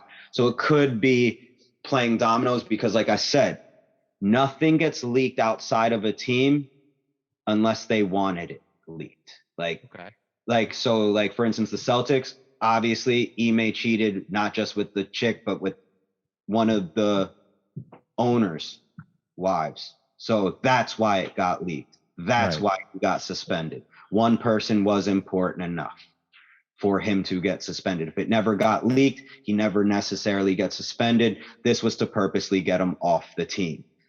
Okay, so that's possible. What else? Secondly, I think it falls somewhere between that. It's what you said at the end. This did start earlier. They chose to leak it after the Super Bowl for the exact reason I just said. And then they purposely separated Russ, saying, you basically trying to create a situation where you need us, we need you. If you win, like, you're going to have to give us some sort of hometown discount here because we're helping you win. So they were trying to make Russ believe what he was falling into by not being that taker that I was saying, and making sure he's always making that splash play, making the maximum impact on every play versus settling even on the open ones. That's why it's more crucial to do all of these things and consistently do them. Do you think that part of one and two of what you just said is who wants credit for the Super Bowl win? Because back to what I was saying about, we watched the game and I was like, hey, multiple things can be true at once, which people have a hard time understanding. Why didn't the Lakers make the playoff last year? Well, 2, 3, 4, 5 reasons, not just one guy. Russell was part of that win. The LOB was part of that win. And I think that there's some kind of, even today, Sherman's saying things like, and again, it's him. He's like, oh yeah, he wants the credit. A lot of Seattle guys are like, oh yeah, Wilson gets all the credit for that Super Bowl. And it's like, where are you getting that from? I already said earlier that no, he didn't get any credit. Any top 10 to 15 quarterback would win that Super Bowl. That's what basically every NFL fan said, right? 3 out of 4 NFL fans said that, from what I remember. Anyone would have won that. What you're referring to, I think, is, which is funny, I forget which team it was. It might have been the Suns I said it about recently, or it might have been one of the Warriors teams earlier, when I was like, no, they have to pay that tax. They're too young first. You can't just go in there and win it, even though you're good enough to, and you should. There's going to be something you just need to learn the hard way, and then you come back the next year and you just do it. Remember? Well, that was 2012, though. Oh, well, I don't, no, but I'm just saying. So I think what you had with the Seahawks is, no, like, you can say they paid that tax, but they didn't. And that's why these young teams have to pay that tax. It was like the Wild West for credit over there. Yeah. All you had was a heralded coach that had a phenomenal program in college. They start winning, so it looks like, he builds it up, so he's already there. But it's like, oh, who's the guy? Like, you got to remember when he was at USC, everybody was famous. Like Matt Leinart, like was the celebrity quarterback. Like, he didn't even want to play in the NFL by the time he got there because he was too famous in college. You know what I mean? Like, yeah. Like, so you, and again, great culture builder. But when there's no veteran leadership, that, I think this is what happens in the NFL. Like, in the end, I think he's lucky that Geno Smith is a vet right now, because if this happened to be a rookie or second year quarterback with all these young gunners out there, you'd be revisiting this exact same scenario. And what saved Pete was graduation. Listen, no, I get your point, but I just remembered something. Look what's right here, because let's backtrack to this. Credit for the 2014 NFC Championship game. So how did that game go? We know how that went. Russell struggled. The offensive line struggled. The receivers struggled. Defense, Lynch kept them in it. Then Wilson won it late. So Wilson, apparently the team, according to this report in SI, the team was upset that Carroll gave him credit in the locker room and that Wilson was invited up to the podium. So I would say that this is brewing, both from the credit from the year prior and probably even before that. And there's also, I mean, I'm saying this from an objective place. It seems like a lot of these guys are jealous of the quarterback position. Like the quarterback position just lasts longer, gets paid more, and gets more credit. And I think there's some part of some of these guys, like Sherman, who just didn't want to give the quarterback credit. They wanted it to be about the LOB, and what was enough. It's like defiant children. They want discipline, and Russ never disciplined them. But think about this. What number one, would they have listened to him? But here's the thing. No, but that's the point. He should have. Exactly how you handled Lamar would have. It's defiant, so you curb it. So like, because what I was going to say is it's not that this has to be true, but it has to feel true. The quarterback has to feel like he's the best player on the team. By feeling like he's the best player on the team, that's what creates the scenario of, if we have the ball at the end of the game with a chance to win, we have the chance to win. If the only way you trust your quarterback that way is if you feel like he's the best player on the team. He doesn't have to be. You just have to feel like he is, because that means they're leading you. You can win if there's one possession left. Yeah, I wonder if he did, but here's the thing. All this was going on prior to the infamous interception. That's the funny part. So all of this was happening. Then that happens. It's like divine intervention, man. Like that pick with all of the backstory. That's why there's, did he audible? Did Pete not want to give it to Lynch? Or, was Pete protecting his boy? That was a line of demarcation. It was over after that, man.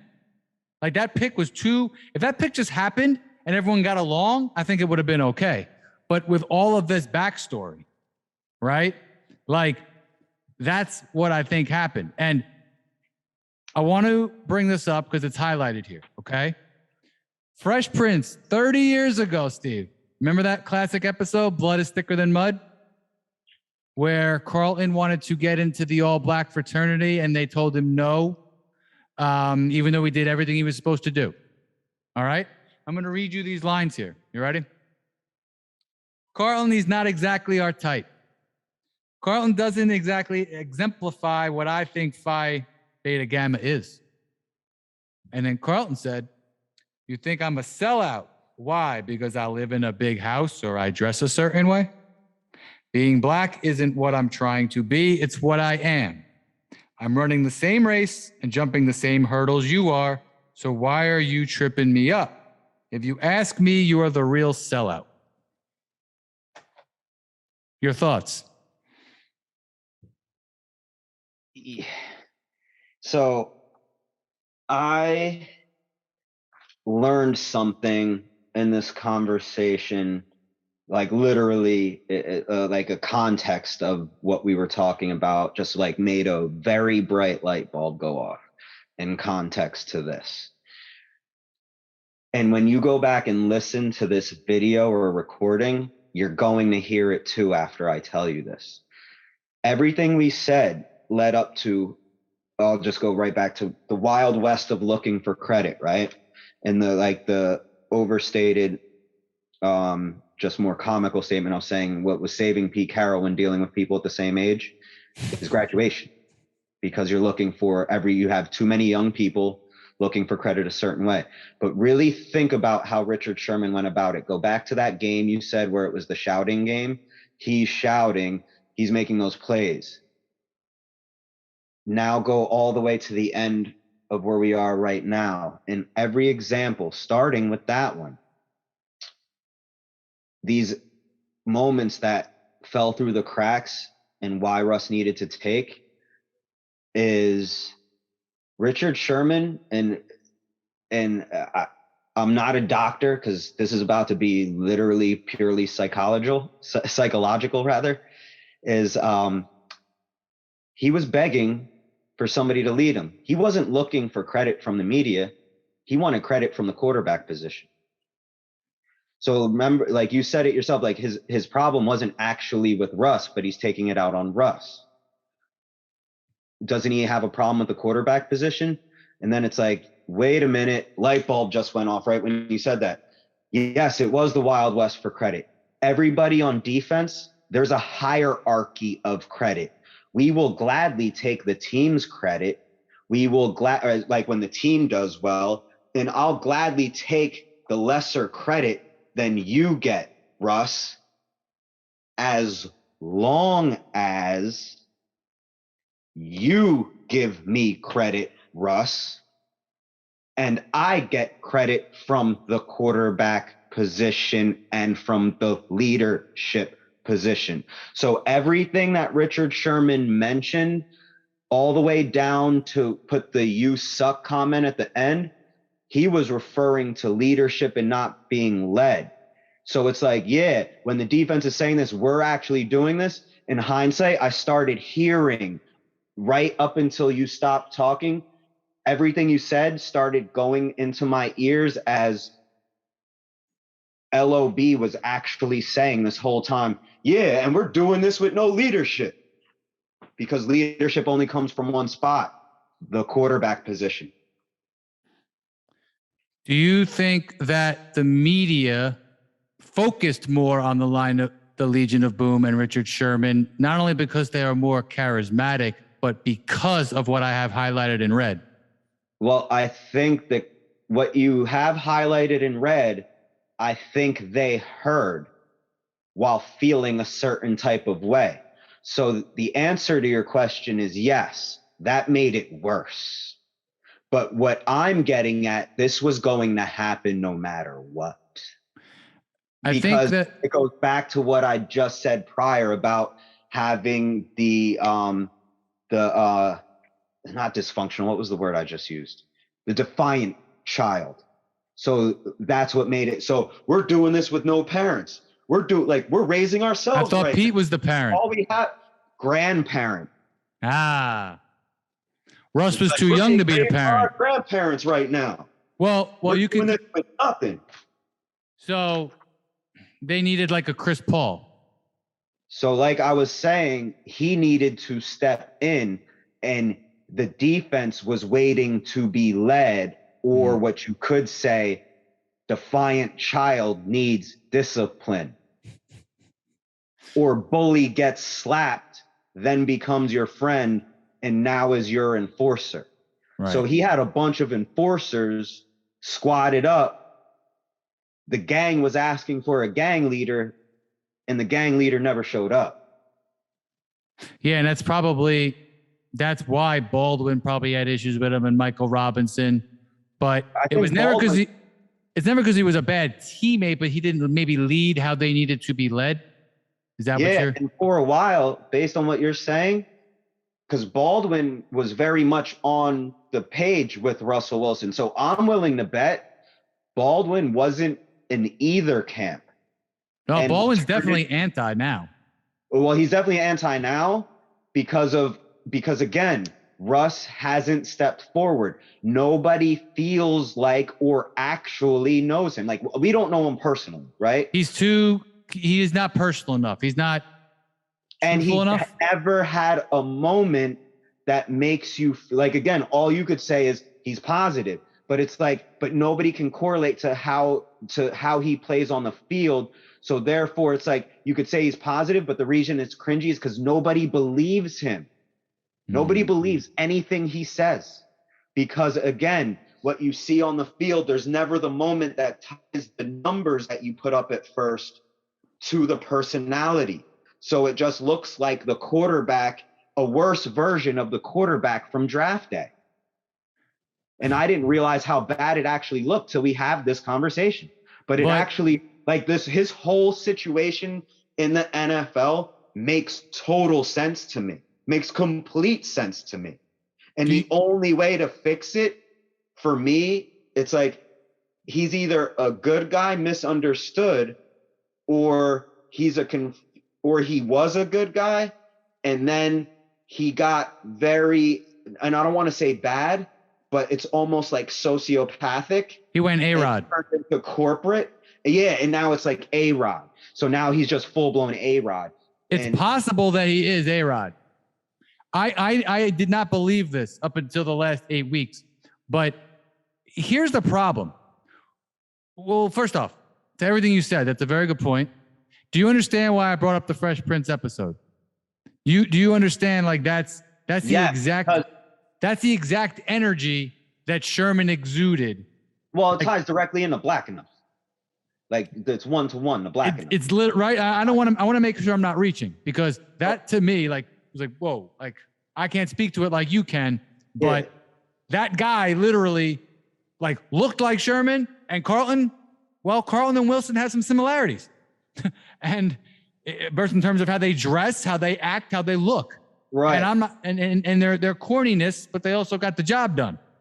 And that's right. And then you tie all that in, and you got to remember, metaphorically speaking, this is a guy who got knocked for buying his offensive linemen stocks that appreciate instead of cars or a ring or correct. Oh, that is Carlton. Right. So you got to remember, like, for instance, that moment, to go back to what I said, is what makes me believe he did not go full A-Rod. He is a good guy. It directly ties to the Black Enough comment versus the white quarterback thing you were talking about before. I think mentally he's never been able to be put in a neutral space where he can just have fun playing football. He's never been in that situation in a locker room. Now is the chance to have it, but he has such an extensive resume against all these young guys over here. And then you hear the chirping. He's with Sierra and around his personal life that makes it look like he's full-blown A-Rod. So I'm sure walking into the Denver locker room, he was having to combat the A-Rod rhetoric and bring it back to what it is. But then again, because of how he is, I don't think that message is being sent. And I didn't realize it like a week ago. I wouldn't have said that last sentence. Like, I genuinely don't know if he's communicating to them, because again, I honestly wouldn't have 110% told you, wow, the LOB was really just a tantruming child looking for a father. And they were raised by their grandfather. That's all it was.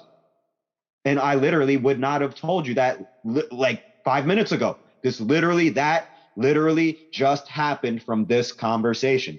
It was a group of children that were looking for a father that was raised by their grandfather. That's what it was.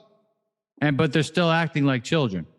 That's why because they're grown now. They've all retired, moved on. Some of them are living out their last few years in the league, and now they're looking back at it like, look at this. And it's with the rhetoric of, look, I made it this far. I was on one of the greatest defenses ever, and we did all this without a father, is what they're doing.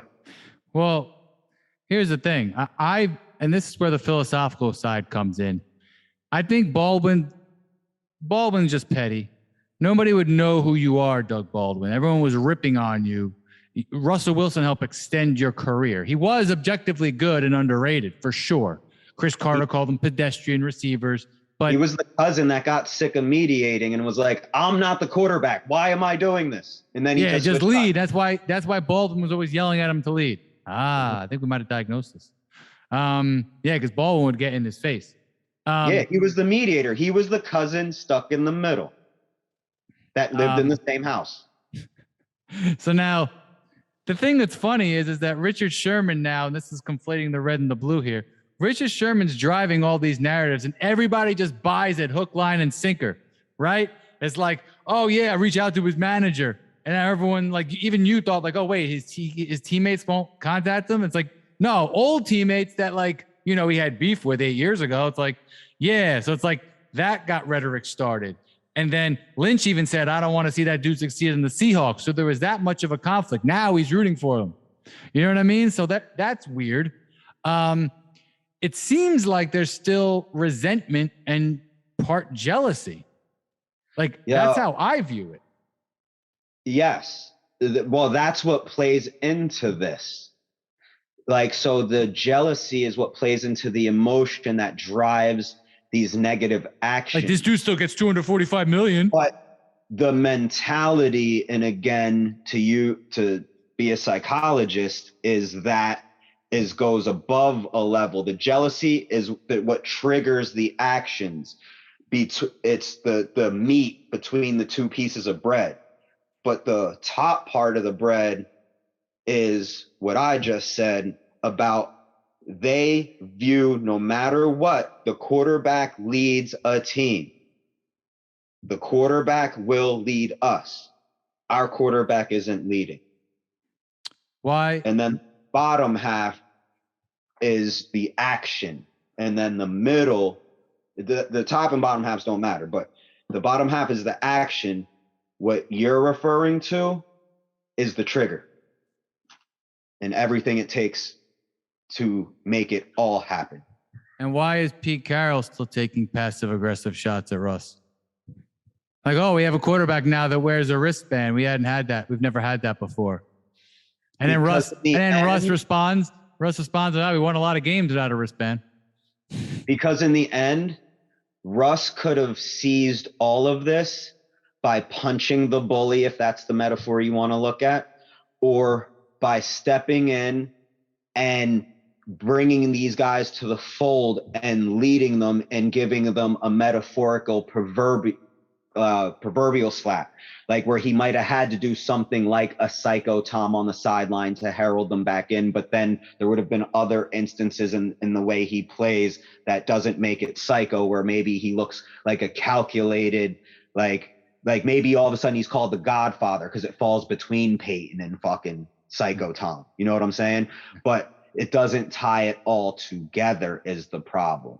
So like, he never, again, ties to what I keep repeating. He's not taking the moment. He's not taking the moment on the sideline when the kids are tantruming. He's not taking the moment in the game to turn 30-yard passes into 50-yard touchdowns.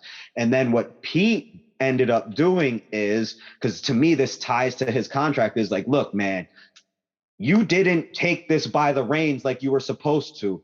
And now grandpa has to ride this horse or be the father of the house. But if you want, I can make you stepdad. So then he's trying to bring him in as stepdad, or at least, a teacher or guardian of the children. So he's trying to bring them in that way and work it into that way, because now it's like, it's too late for him to slap these dudes. These dudes have been doing it for years now. Now we've been in multiple years. So now you can't even do that. You have to fight them, split them up, keep the ones that are willing to stay and separate the rest. But he didn't even do that. He made management make those decisions and guess about it. You see what I'm saying? Yeah. And then Richard Sherman play his way out. You know what I mean? He didn't kick Richard Sherman out. If he kicked Richard Sherman out, everything would have been solved. But there was even a point before that where he wouldn't have had to kick Richard Sherman out. All he had to do was slap him in front of everybody. And that's what's funny.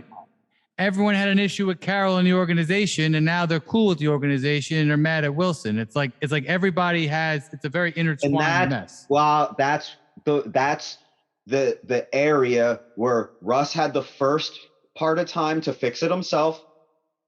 From whenever it started after that to when Russ leaves, that was Pete reintroducing him as the leader, because I think psychologically he saw what I saw after the fact and was like, how do I manipulate this to put him in a position to stay? But he's going to have to take less money at this point because they're begging for leaders. You're not leading. And so therefore there's a 1 and 1A association here that you let happen that now can't be fixed unless it stays this way. And it comes with a pay cut. And Russ wasn't going to take a pay cut. So, yeah, bottom line is that it seems like there's blame to be shared all around. I would say that, I put here, everyone could tee off right now. He's got a bad 8 games, 3 and 5. I mean, he's played 7 games? He's got 1,800 yards, 7 touchdowns, 4 turnovers. That's not good enough. That's not 2 touchdowns a game. That's 1 touchdown a game. So he should be better. He's struggled. But everyone can tee off right now and mock him and channel their inner Isaiah Thomas, I'm saying. And it's like, he's still going on and on. He wants an apology from Jordan. How about you apologize to us for being a phony? So, I mean, again, Russ brings some of this on himself. He's admittedly corny and cheesy. He's overly optimistic. But then you got these guys. What annoys me, honestly, then the black community is still taking shots because, he's raising future's child. So that's probably back. We're not going to get into that, but you get it. Like a lot of the black community shits on him for that. Act like he's not an alpha male because he's raising another man's child, which is a little childish to me, but I understand the point. The Golden Tate rumors, sleeping with his wife. And then, guys like plays to the leadership thing. Kyle, hey, give him credit. He broke up with his wife after winning the Super Bowl. All right. That's low key ballsy. All right. Now, what about Kyle Brandt, Mr. Soap Opera and Real World? He goes on TV and says Russell Wilson's a poser.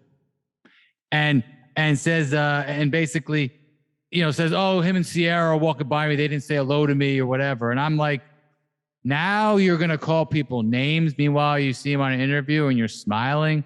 Like, I think when a lot of these white guys on the internet go, oh, he's going to Hollywood or oh, he does that. I think there's a little bit of low key racism in there. Like, well, I think no one says Tom Brady's going to Hollywood when he's got a freaking model wife.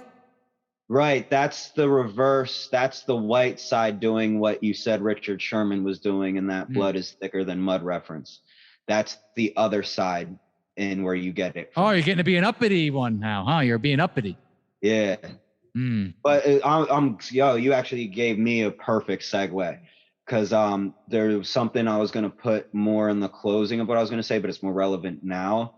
That I also learned in this conversation just in the last half hour is you remember when I was talking about Heisman moments and like the characters of people and how they identify.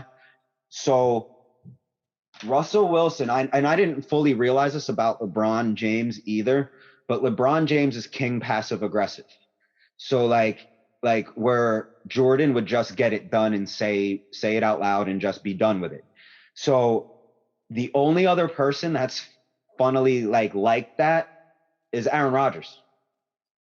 So it's just the difference is you see the selfishness in Aaron Rodgers. Like you saw it in the last McAfee thing where he's like, he tried to make it look like he's this consummate leader and this crazy team leader and let's go get him, guys. Because he was like, he's like, I'm ready to go get it, ready to make this better. I got to play better. And he's like, and I'm ready to ball. And if anybody else is ready to ball, you know where to find me. But it was still a bunch of I's and me's, not we're going to ball, not I'm going to get these guys and go ball. So I'm not saying Russ does that, right? But what Russ is creating, just like how you say Aaron Rodgers is smug and this and that, and like, to me, there's a good 70% chance he's the epitome of what's the dude's name from Happy Gilmore? Shooter McGavin. Yes. So he's that guy. Russell Wilson is Shooter McGavin. And no, not Russell Wilson. Aaron Rodgers. Oh, Aaron Rodgers is Shooter McGavin. Like he's a not the nice guy off camera, and I bet you he only hangs out with like top celebrities type thing. You got to have X amount of dollars to be around him. You know what I'm saying? Like, he's like that. Like I would bet money he's like that. Russell Wilson, I'm unsure of.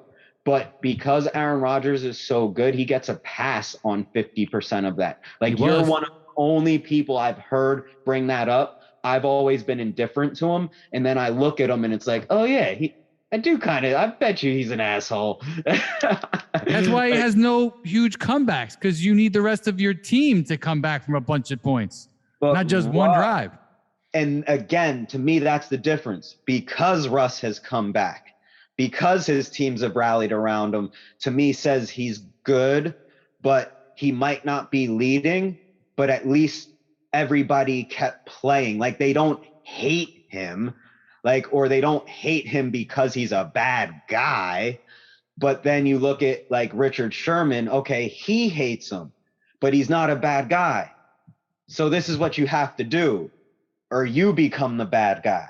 You see what I'm saying? You have to try to make him bad. So what do? I make him out to be the way Aaron Rodgers actually looks. And there's proof that Aaron Rodgers could potentially be this way.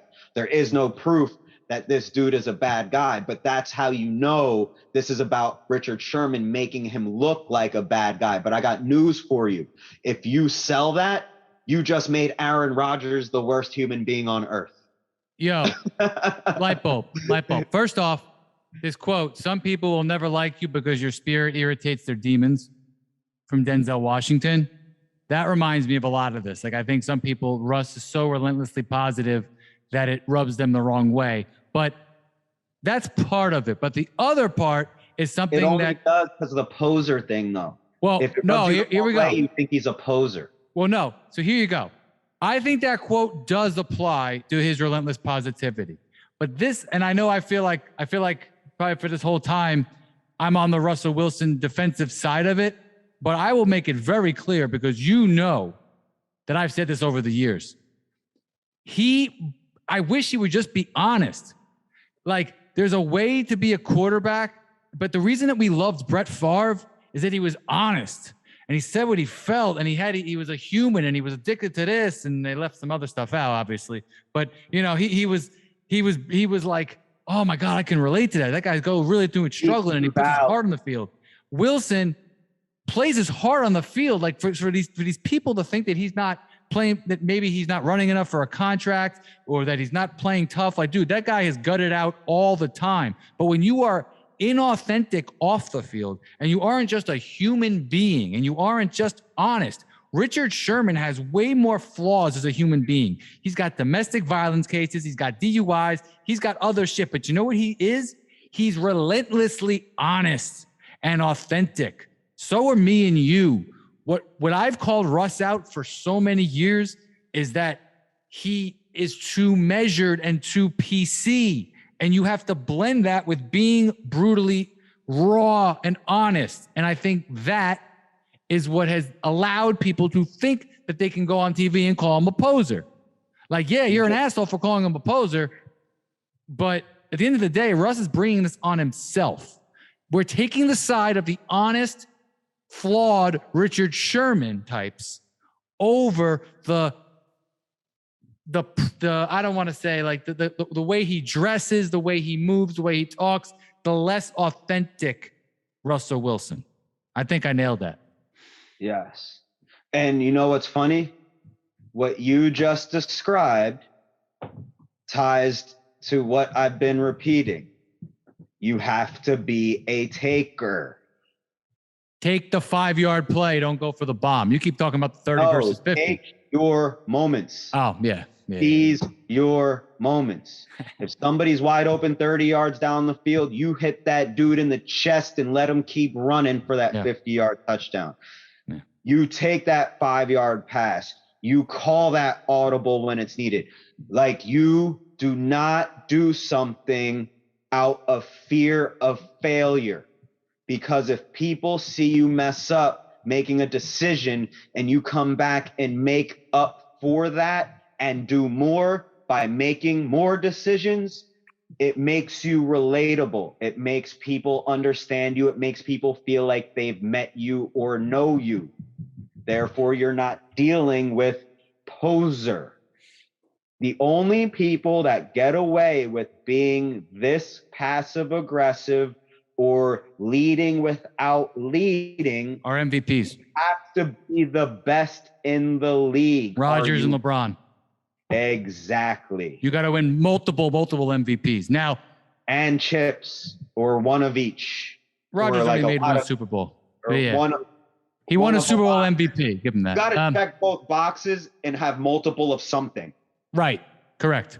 Now, the other irony of this entire situation is that my friend brought this up to me many years ago. It's like, yo, the barbershop, the black community is upset because this was there were obviously white guys on the team, but Russell Lynch and the LOB were a dominant black football team with a black quarterback and all their figureheads were black.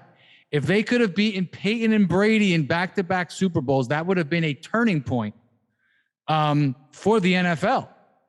And someone, again, do you see that? Does that make sense? Like beating the two of the best quarterbacks ever? Yeah, I didn't, honestly. I missed that entirely until you told me that like a week ago or a couple days ago. And then I'm like, wow, the irony of Russell Wilson, of all freaking people, throwing that away can really bother people on a level that I can't understand, but that probably feeds into everything that's happening now too. You know? Because who knows how many more they would have won. Maybe they would win that one, and then they come back, they win another one a couple years later. He lacks. I mean, it is what it is, and none of us are perfect. And we've had this separate conversation a million times about a million different topics, and we both have a full understanding of our leaders born or made, and the answer is yes. But at the end of the day, he's a made one, and it's flawed. Yes, I think he's a great leader on the field when he's on a 2-minute drill or leading the huddle, but I don't know the locker room. He might have been a great leader in another locker room. This might have been the worst possible locker room for him to have to lead. But even despite that, if I go through what he's going through, there has to be, like, you better have like a very good mentor and be in some sort of group that's with powerful people that lead powerful organizations, and be learning how to do these things so that you can not be in situations that are unmanageable. Right. Again, it's like what we talk about in the NBA now when referring to players. Portability is super important now, like, because it's becoming a positionless league. So portability is a much more difficult feat to do because you're not being asked to do it within one position anymore. Yeah. See what I'm saying? Yeah. No, I get it. Yeah. And then the last point is that, we're getting revisionist history now because of that old confirmation bias, and some call it fallacy. And, he's not a Hall of Famer. He got too much credit for the Super Bowl. Seattle always had the line. His defense carried him for 10 years. And it's like, he's been on decline for many years. I mean, he led the league in touchdowns over a 3-4 year period a couple of years ago. So, it's kind of funny that people just spout these things out. A lot of people will spout these things out, not just one or two off, because people get things wrong all the time. But it's funny how we start having revisionist history. And listen, the people that are saying that now, they're probably wrong about him coming into the league. They're probably wrong about him after the Super Bowl. But we have to be honest. Maybe they're right now, but they're not going to get the first 10 years. You're not winning that one. All right. If I wanted to say, hey, Russell Wilson for those last 10 years was better than Drew Brees, you want to argue with me? Go ahead. Tell me that you would draft Drew Brees first because he's going to age better. You can go ahead and say that. But to say, hey, that Wilson would have won 7 games with Sean Payton in that division, in that dome, you can miss me with that. Okay. Russell Wilson was better than Drew Brees when Wilson was a young player. That might bother some people. It has nothing to do with what's happening now. But last point, do you think the way he is playing now has something to do with him trying to be a traditional pocket passer rather than just playing on his skill set and gradually aging into Drew Brees? Because you mentioned that, and I think that might be true. Yes. So I think that's heavily playing into it. Again, I don't think he's ever been. I think this year is about him getting himself into a mentally healthy place. I think that's why some of the transition has been a little rockier than anticipated. And a new coach, that was tough. Well, like we talked about before, you factor in new coach combined with new team, that's a transition. But like I said, if you really go back to his numbers, first 4 to 6 games, they're very comparable to Peyton Manning in Denver, Tom Brady in New England. It's just our attention span is much shorter now and gets shorter by the year. We haven't really leveled off with that yet, which ties into what I was saying earlier about narrating people through so we don't let them go into valleys and then ascend to the peak and then talk about what happened between peaks so that we can appreciate what's actually going on. So when we narrate it down, we follow it down, and then some of us try to dig it deeper while the rest of us are waiting to see what's what. But that's just the world we live in now. But I do think what you're saying is 110% true, and what I would relate it to in coaching basketball and seeing this happen in basketball. It's a lot like when you have a team that goes down 25, or no, let me say it goes down like 15, and it happened on a 15-0 run. You start seeing weird shots go up rushed, like there's only like 2 minutes in the game. And it's like, yo, do you guys think we're going to get this whole thing back in one shot? Calm down, erase the score, focus on stops, and let's get this back one make at a time. But stop looking at the scoreboard now, because the only thing that matters now is stops. That's what this season is in comparison to what happened in Seattle. He's trying to make up for an entire story, rhetoric, and everything negative that was around him is, I think, 90% he's trying to undo on every throw. Too soon. And not just letting things come to him. Secondly, that's a catalyst to what we were saying about quarterbacks as a whole and how they should be looked at. Because again, if Daniel Jones wouldn't even have a job right now if he couldn't run. So it's like, why aren't you running? If you were a rookie, you would run to salvage your job, gain your teammates' trust, plus give them the feeling of, I will do anything. So if I can't make a read right now, I'll still get this done, get this first. We'll work through it together until it can be done more efficiently. But as far as the sum of all totals, we're still getting the first, we're still getting the points, we're still getting the win. Okay. And it'll get corrected over games so that by the time the tape comes out on this, they'll purposely stop this. And now I'm doing what I'm doing now, but you can't just start doing what you're doing now. Okay. Like, it doesn't work that way. And it might be a bad coach in combination to what I'm saying too. Maybe the coach is trying to make too big of a splash right now. And that's tying into the way he calls plays, because like, yo, I'm about to go over here, I got Russell Wilson, like, watch what I'm about to do. So that could be tying into this to some regard, because this conversation is about Russ, not the coach.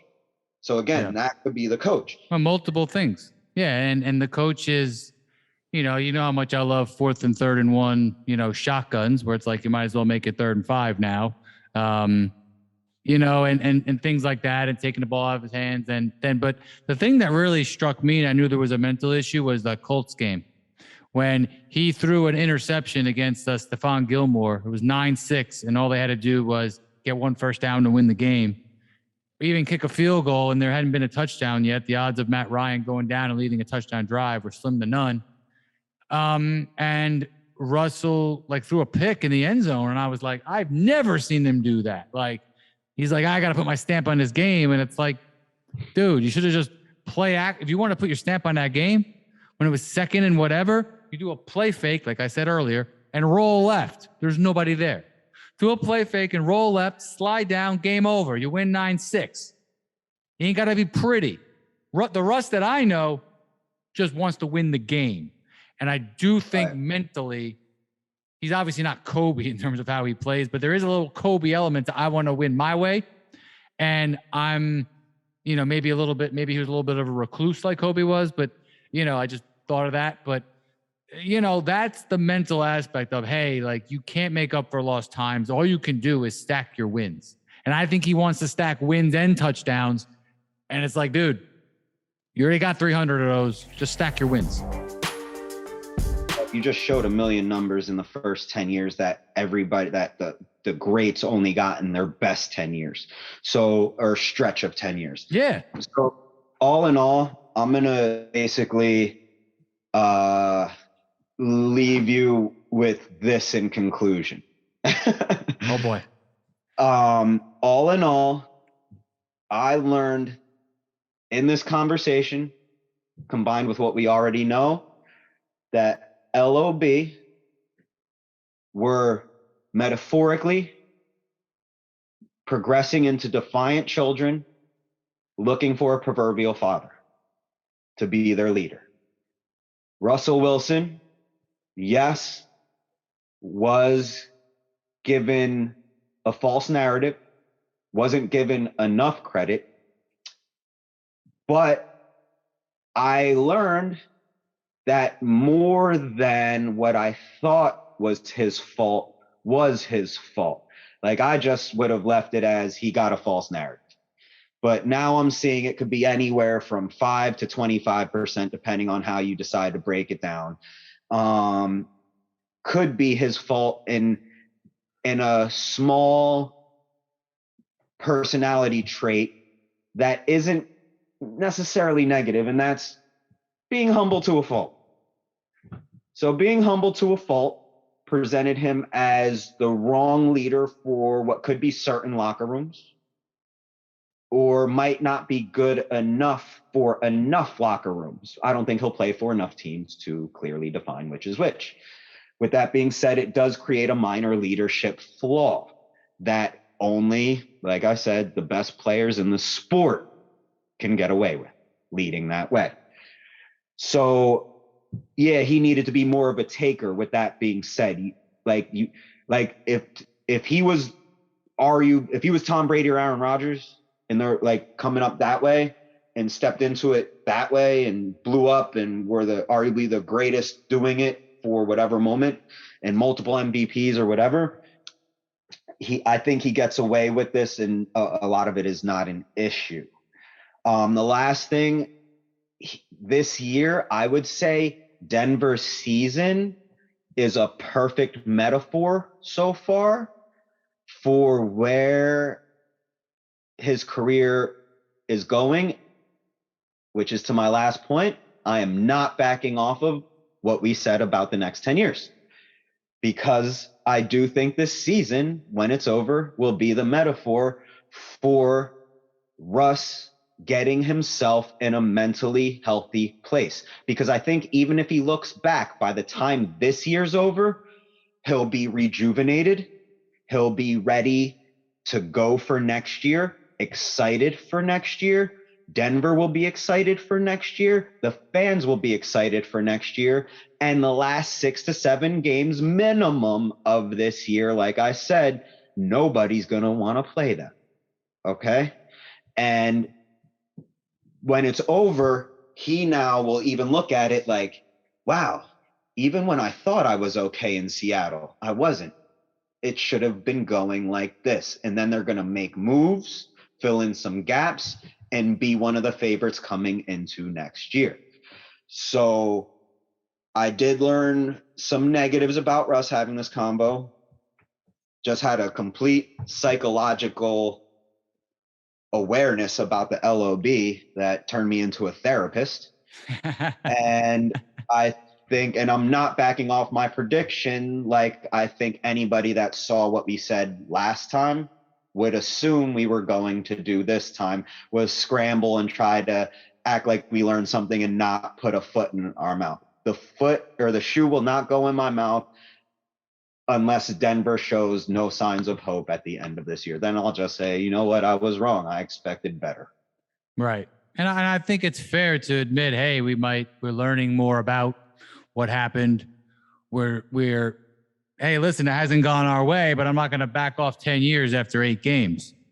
10 years going forward and 10 years back, you know, but I do recognize that even if it doesn't go that way the next 9 games, I do expect that at some point he's going to snap out of it and say, hey, I gotta play to my strengths. I got to transition slower into that just exclusive pocket passer. And I do think he has to recognize his limitations as a shorter player and as someone who can't be Houdini like he was for the first 8-9 years of his career. So once he comes to grip with that, you know, I think he will do better. I'm not backing off it either. But at the same time, I think it's important that this conversation's had, because I love your synopsis. It's a great conclusion. But, you know, it really kind of, it doesn't bother me personally, but it makes me really perplexed. And I become a therapist when I read. I'm like, why is Sherman still talking about this? Why are all these people buying in? And now it's like, hey, a lot of it has to do with being honest and about, hey, we vibe with the guy who's overly honest, even if he's flawed. And also, you know, people don't like to admit when they're wrong. People want, all these Seahawks guys are going, oh, you know, what would Pete have done all these years without Russ? It's like, no, get out of here. Pete still had all his flaws.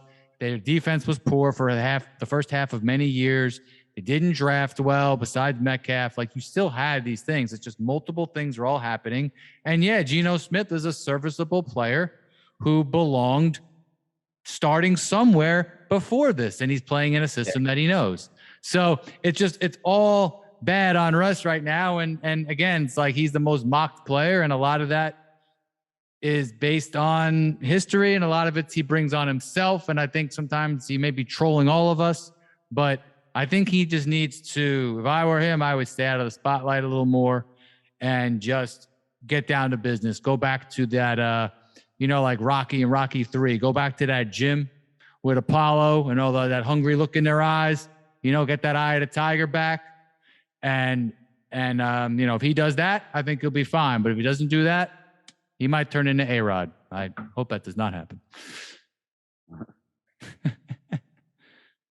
Any closing thoughts? Nope. Gave it to you already. All right. Perfect. All right. Great episode. We will convene again shortly on other great players and controversial figures like Kyrie Irving and Lamar Jackson. And that should be another great therapy session. Yeah. And remember, I want it on tape. Lamar's going to be the greatest ever. All right. You said it. I go with Mahomes.